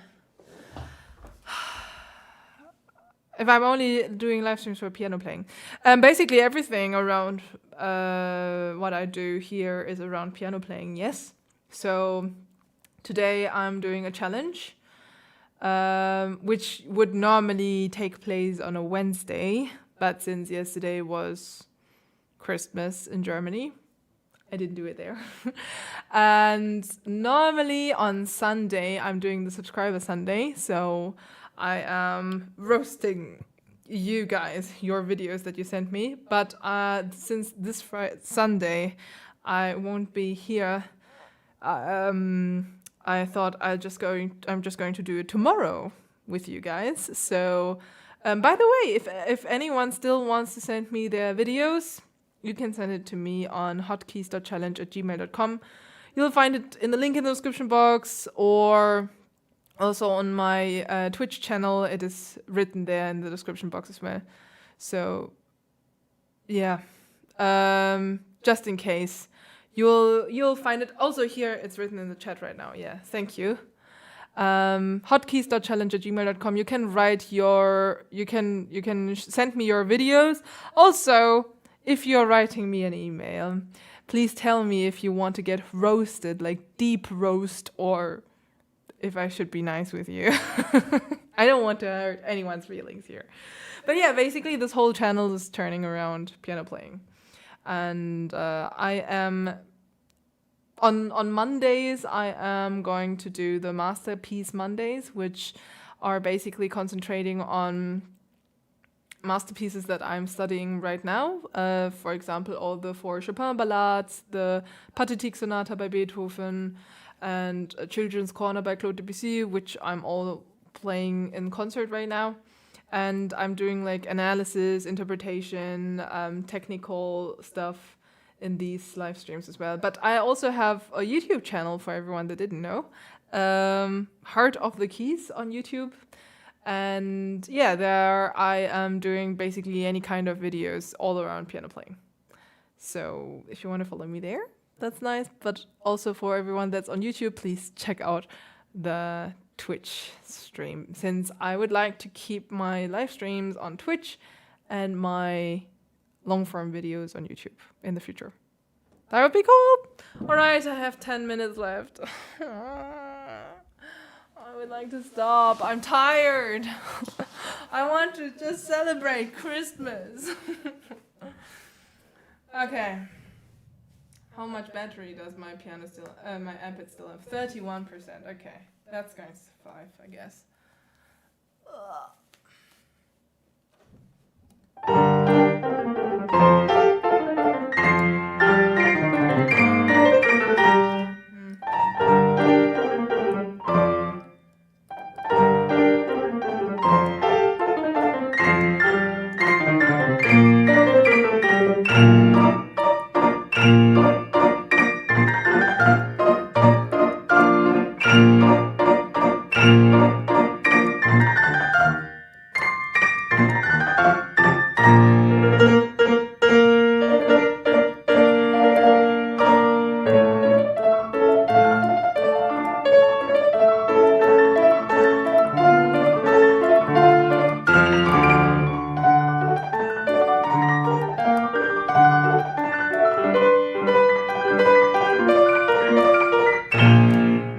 I don't like this part.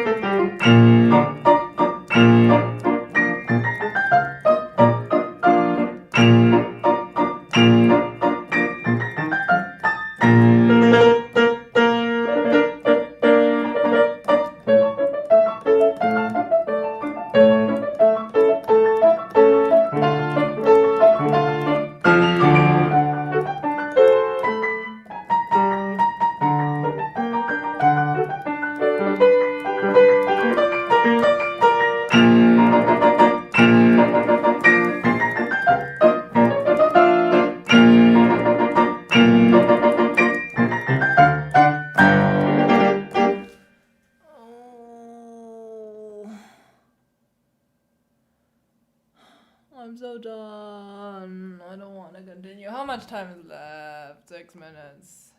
7 minutes. Okay. I think I'll practice slow now.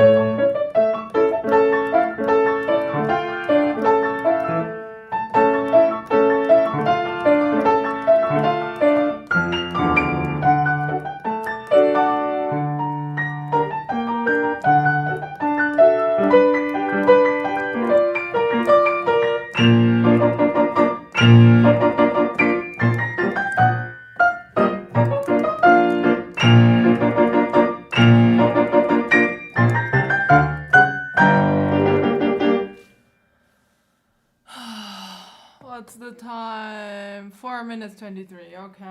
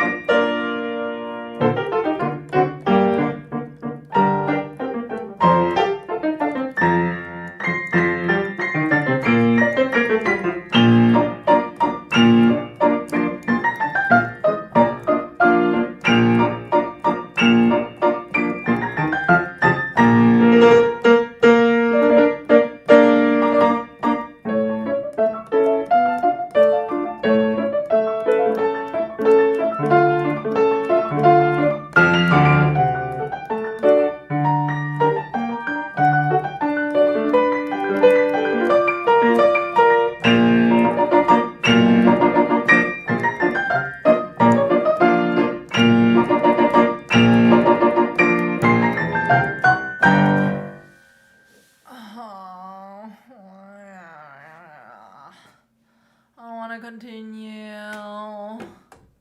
I'm tired. 2 minutes 44. Okay.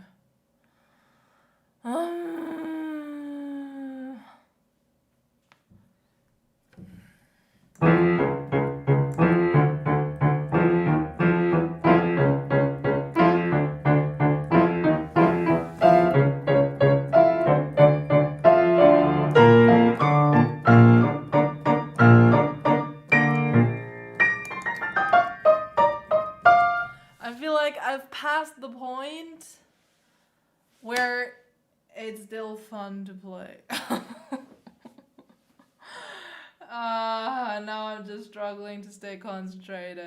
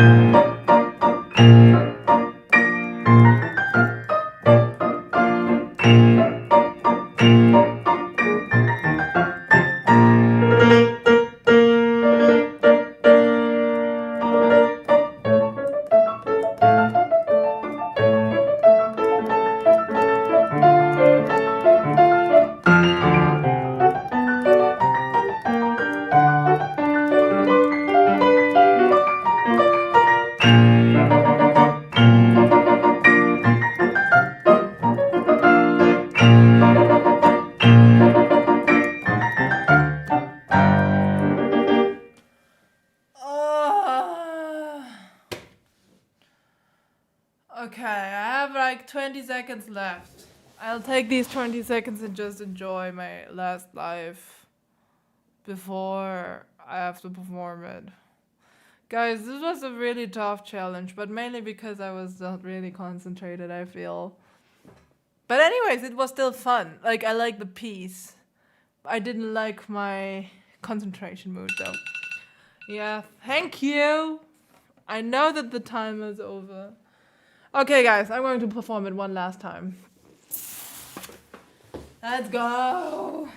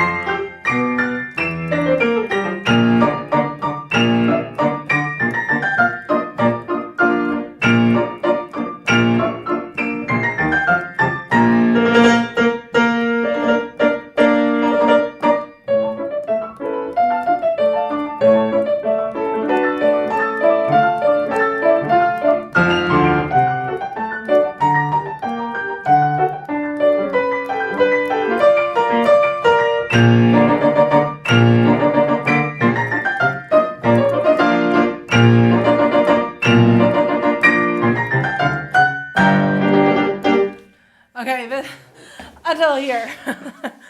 That was the challenge for today. Thank you for watching. Yeah, next week. Am I here? I think yes. Next week. It's already. Oh no, it's the 1st. It's the 1st January. No. I'm not going to stream on the 1st January. I'm also not going to stream on New Year's Eve. I'm sorry. Okay, maybe I'm going to stream on the 1st of January, but I don't know yet. Actually, so I have a concert on the 3rd of January, so maybe I should concentrate more on the concert, I guess. But for sure, we will have a live stream tomorrow where I'll be roasting you guys with everything that you sent me, all your videos. And on Monday evening, I'll also do a live stream, Masterpiece Monday again. And then I have to see, either it will be on the 1st of January, but I don't know yet. Actually, I would like to have like one day where I could just take a break. I guess it's the same for you guys.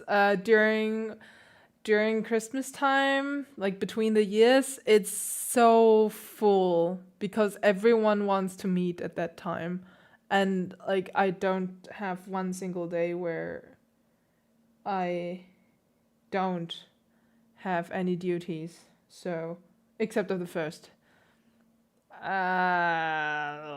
I don't know yet. Well, even on the 1st I will have to practice this year. So we'll see. We'll see about that. Anyways, guys, it was so much fun. Well, it was a lot of fun to kind of try to, stay focused.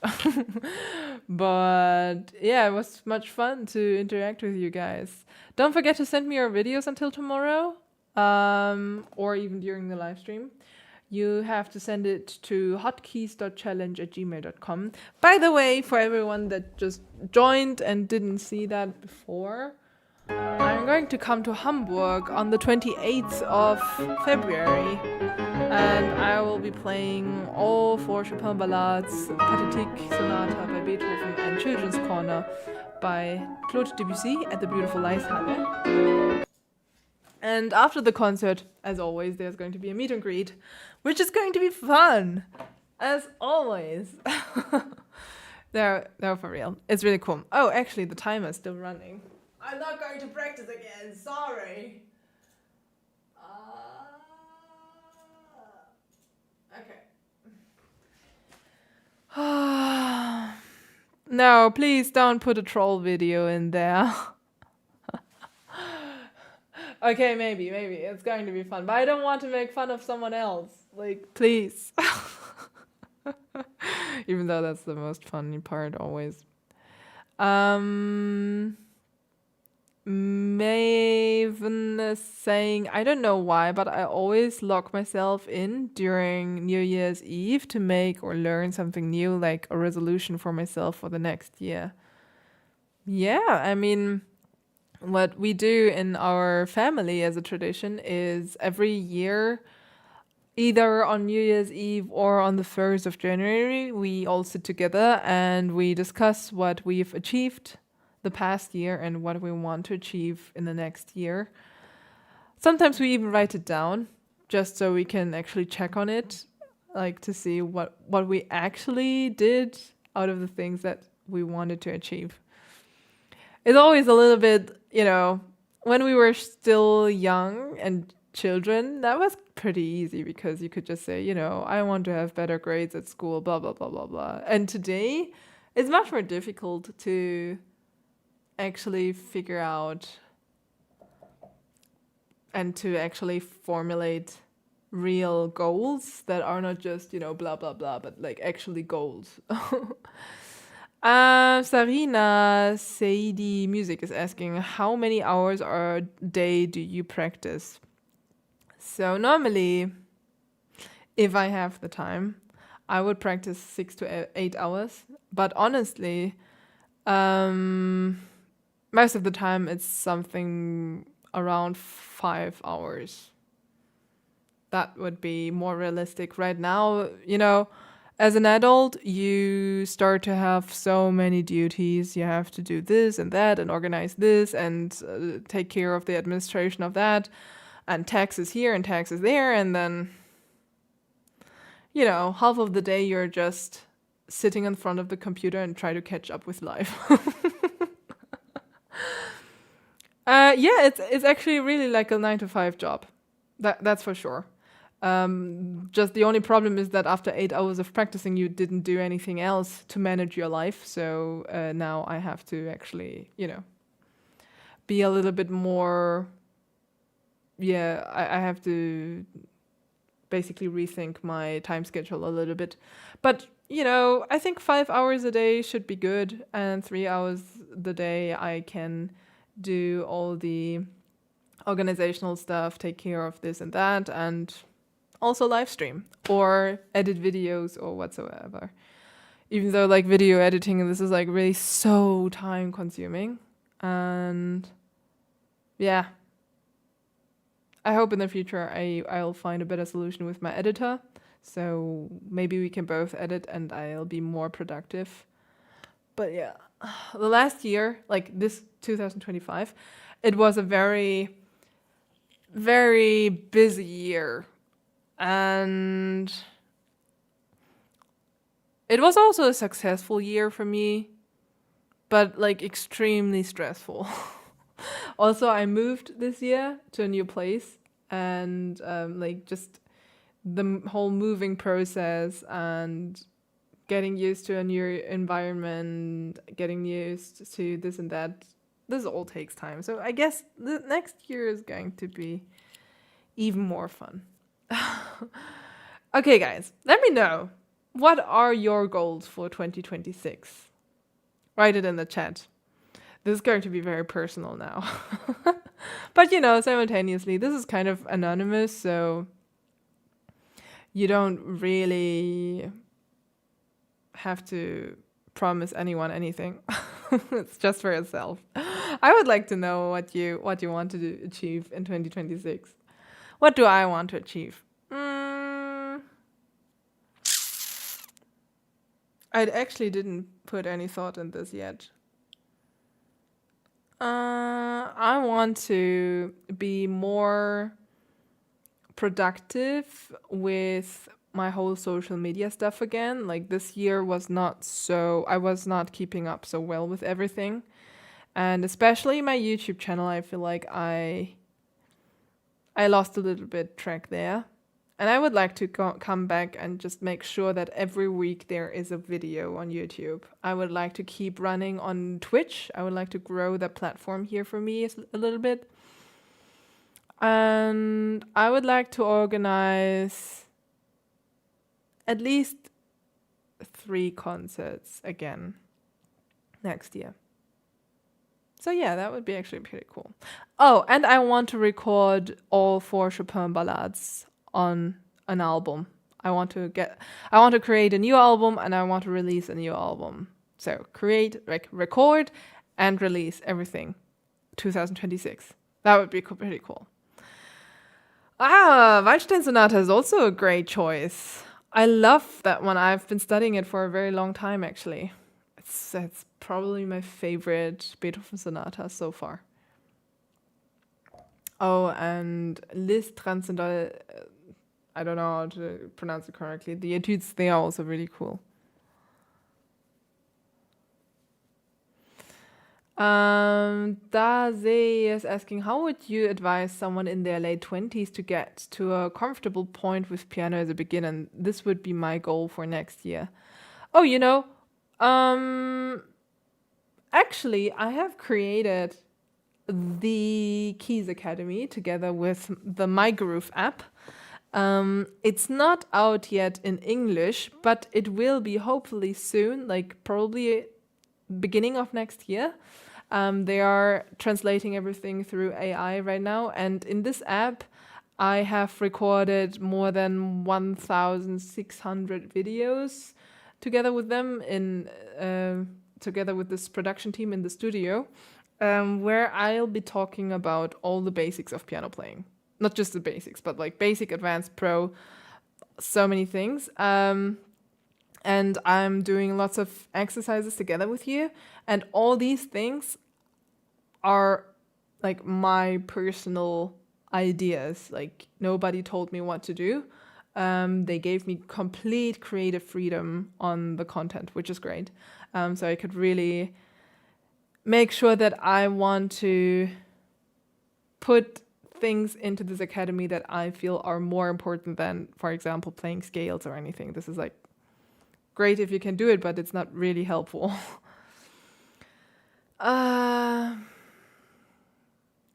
Which university do you prefer for piano playing? Actually, I don't prefer any university. It's more a question of who do you study with. And that's all about your personal chemistry with that professor. A professor can be genius with one student, and with the other one, it's like completely horror because it's not working. That doesn't mean that the student is bad or that the teacher is bad. It's more that they both just don't match. And that's like actually, that's a tip for anyone who wants to learn playing piano. If you get a piano teacher and you feel like it's just not matching, you're just not vibing, change the teacher. I've heard about so many people and I've heard from so many people that they stopped playing piano because they just didn't like the piano teacher, or the piano teacher did something strange or asked too much of them or whatsoever. I don't know. But most of the time it was really, piano teacher. And that's okay. It's really up to you. You have to pick the right teacher for you personally. I saw it with myself. I started playing piano with a piano teacher who was just the right fit for me, but not for my siblings. Does it make my siblings bad piano players? No. Of course, they didn't turn out to become professional players, but that was never the goal. Their goal was to have fun at the piano, and they didn't have so much fun with her. My goal was to become a professional, so that was good for me, but yeah, it's really you have to see who you pick as a teacher. That makes such a big difference, actually.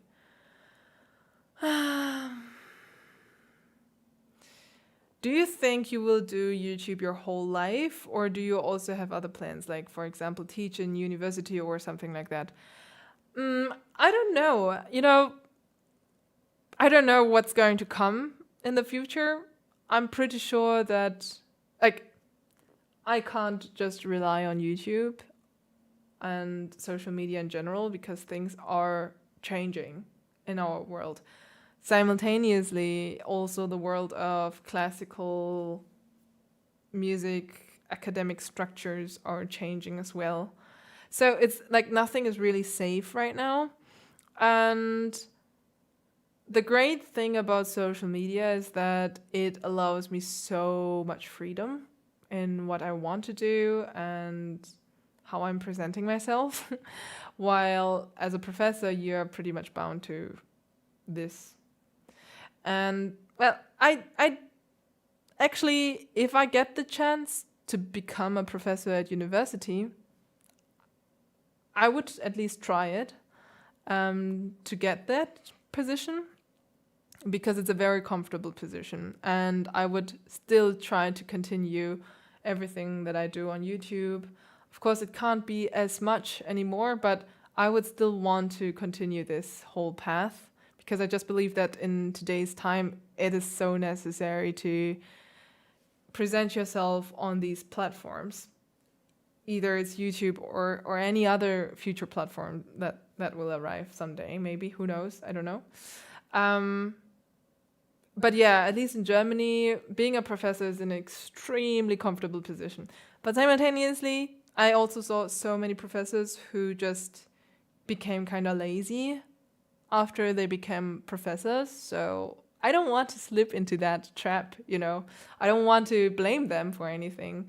It's just that it's such a comfortable position, and a lot of them stop playing concerts, stop doing anything else outside of the university world, even though this position still gives you enough freedom to follow a creative, artistic path. And I don't really want to I don't want to lose that. I would love to play concerts forever.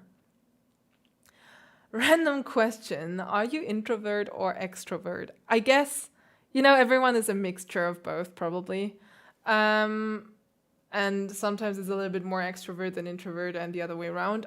I guess in my personal case, I would say probably I'm more of an extrovert than an introvert, but still I have a couple of introvert traits, I guess. I enjoy being alone. I enjoy, you know, doing stuff on my own without anyone disturbing me.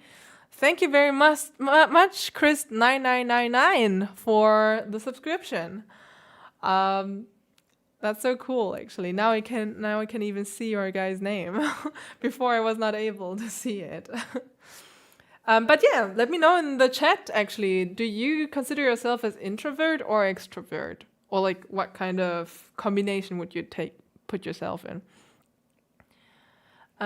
Bit of a weird question, but have you ever learned something from some of your students, mentee? You mean the people that I have taught? I mean, every time I'm giving lessons, by the way, I'm giving online lessons if someone is interested. You'll find the link in the description box as well.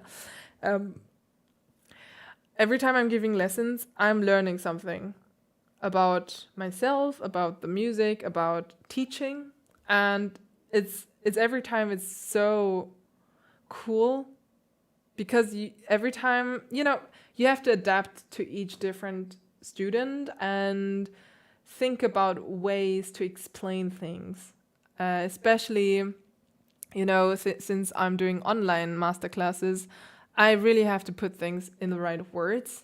I can't just, you know, show it. It's not as easy as like teaching offline for real in person. So yeah, you really have to come up with some ideas to explain things and to demonstrate things just from one angle, basically.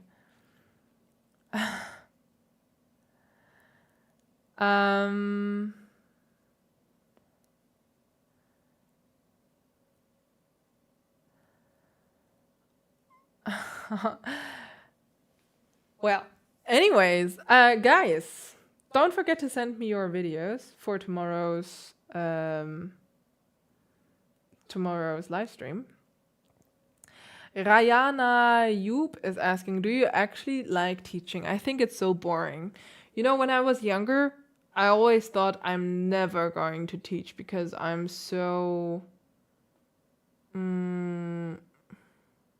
I'm so impatient, let's say.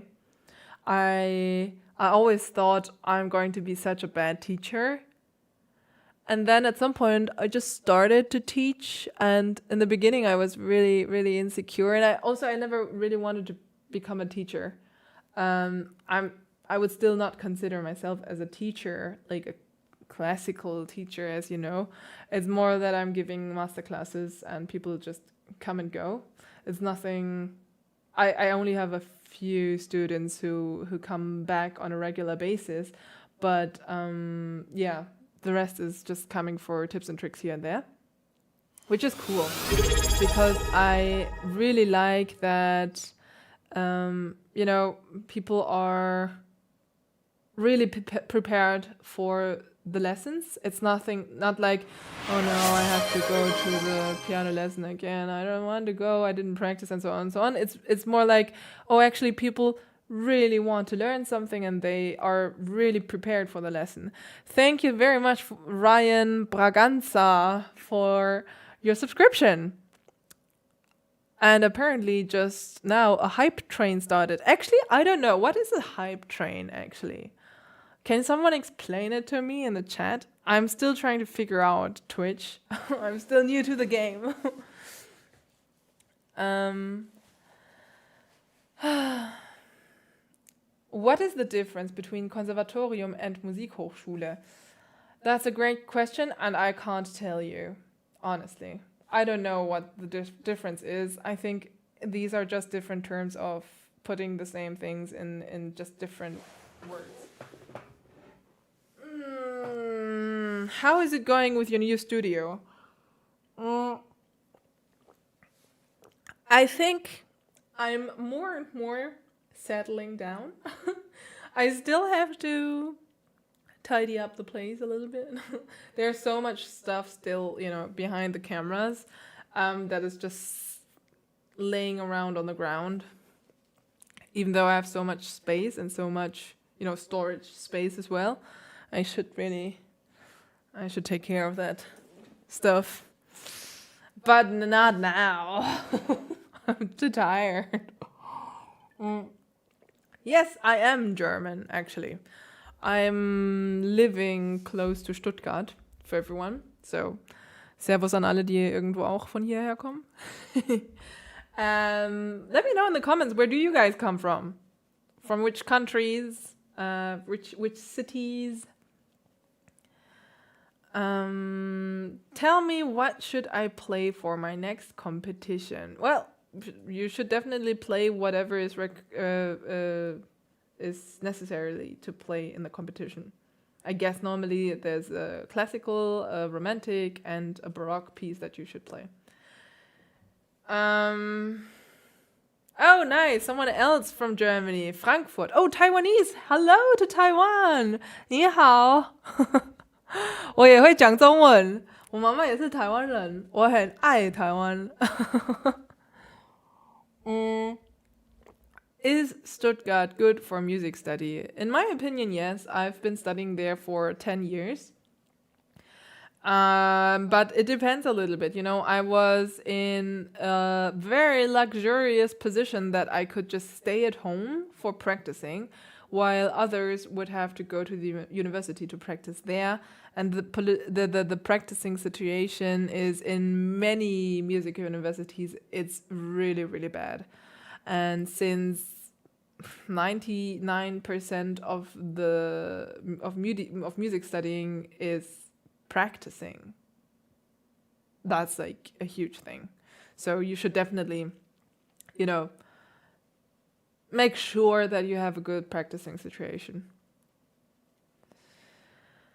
Wow, so many people from around the world here.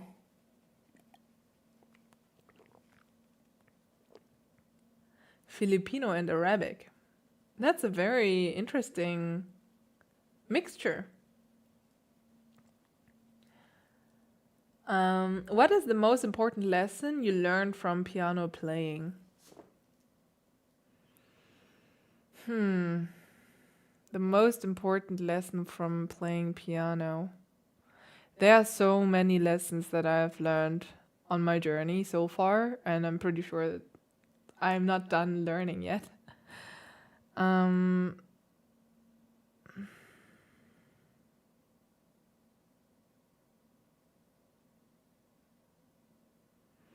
Maybe a lesson about myself that I've learned through all the time is that, I'm a very, how do you say that?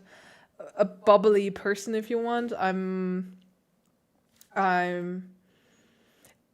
Do you know this feeling when you get into a room full of people and there's this kind of awkward silence and you have this very urgent feeling to try to entertain everyone because it's like such a strange feeling in that moment? So that's me, basically. I always feel like I have to come out with something, even though there's no expectation that I have to do anything or entertain anyone. And I feel like, it's a little bit similar at the piano for me. At least when for a long time I felt like I have to do something, I have to make it good, and I was always a little bit too fast also in my brain, or too fast with my fingers, and I just have to step back sometimes and just stay calm, and things are just going to come on their own, and I don't have to force things to come out. That's maybe something that I've learned out of playing piano about myself. I can see the same, happening with other parts in my life as well. So, pretty sure it's like a character trait of me. What do you think to Chopin Ballade #1 on Aufnahmeprüfung, on the entrance exam, as a romantic piece? Is it too overrated? I love that piece, but you can be sure that you won't be the only one playing that. And also you can be sure that everyone in the jury will have an opinion on it. I mean, like, in terms of they all know the piece by heart. And if you want to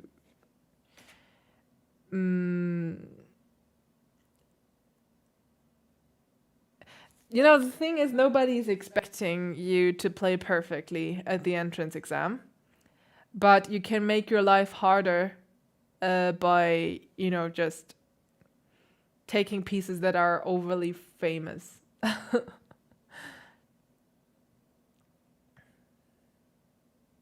How do you keep your joy for a piece? Sometimes I just put them away for a while. Like the etudes, I've been playing them for such a long time and I love them so much. But sometimes, I've been playing them, I've been playing them, all of them, in concert for like 2 years or something. And I just needed a break and I needed to learn something else, something new. And now I feel like I'm so hungry for the etudes again. And simultaneously I can see that I'm a little bit done with the program that I've been studying so far, like the 4 ballades, the Pathétique and the Children's Corner, that I would like to just put them away at least for like 1-2 months, just so it can work in the back of my mind. And then I'll come back and hopefully I did forget a couple of things and I can refresh things so they stay fresh, basically.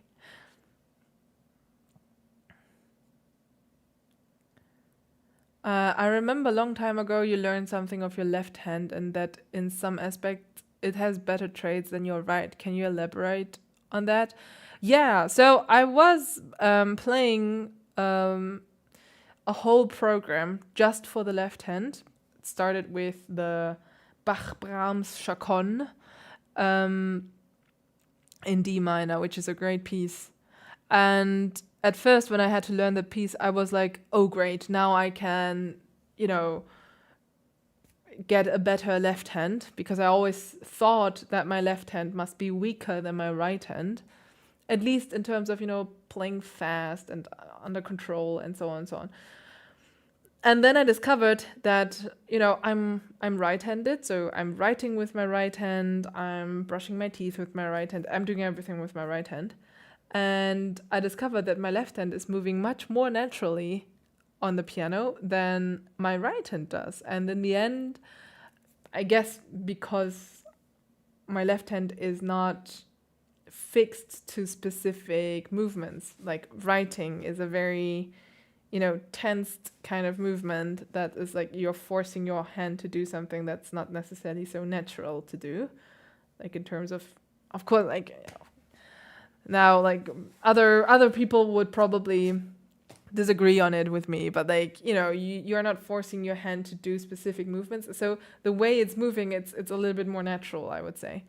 And that's what I basically figured out, that in the end, the way that I moved my left hand for playing piano was more natural than my right hand. And I started to copy more things from my left hand to my right hand than the other way around, which was actually very interesting.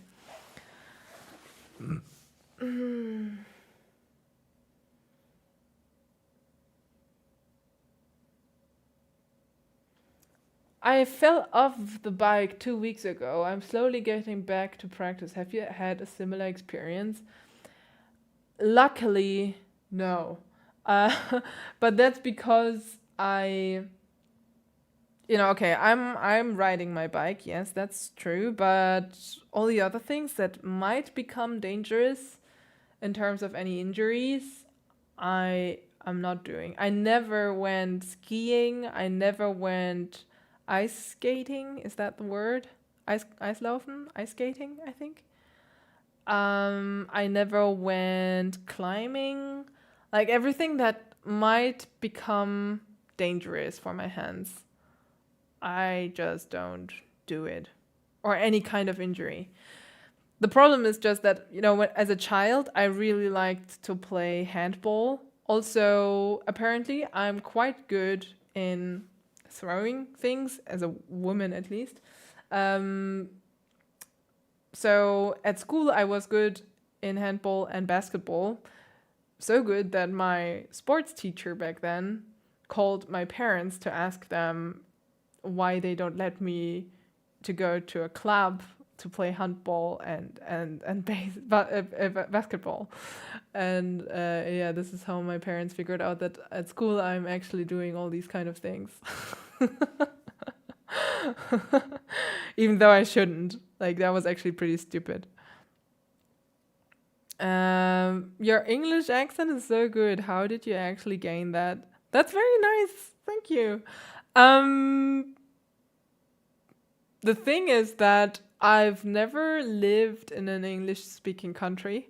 And when I first started my journey on social media, like on Instagram and also on YouTube, I was so insecure about my English because outside of school, I never used the language. And, I finished school in 2013 and I think I started social media like, when was it? I think like 2000, somewhere between 2018 and 2020. I think 2018 was Instagram and 2020 was YouTube, something like that, or 2021. I don't know anymore. So it's not that long ago, but it was already some time past after I finished school. So I was really, really insecure about my English skills. But honestly, I just started, but you can see it actually in my first YouTube videos.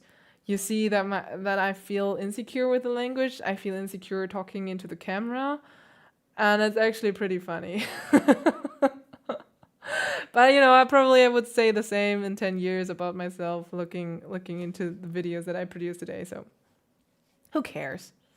But yeah, just over the time, I think it's just using the language and reading English books, watching English movies, videos, and so on, that really helped. What is your best advice for the entrance exam?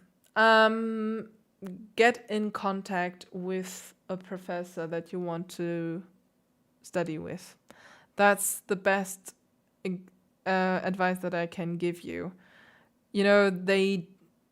They know exactly that in these 10 minutes that you are presenting yourself, it might happen that you have like a really, really bad day and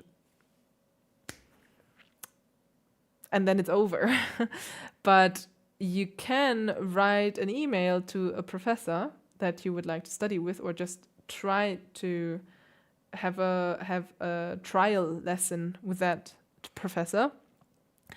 Ask him or her you would like to have a trial lesson because you would like to study piano and get a date, and you can try to work with that person.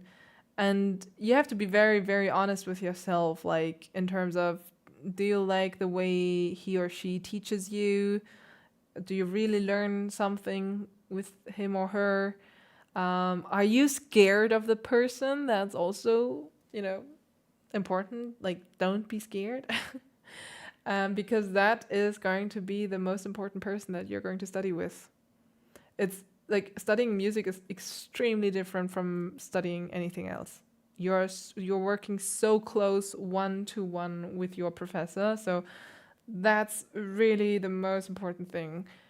Get in contact with your professor or with a professor or different professors.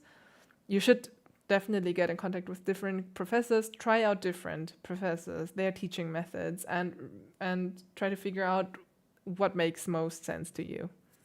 And then you go into the entrance exam and you write down in the exam, that's my wish list professor. I would like to study with that person.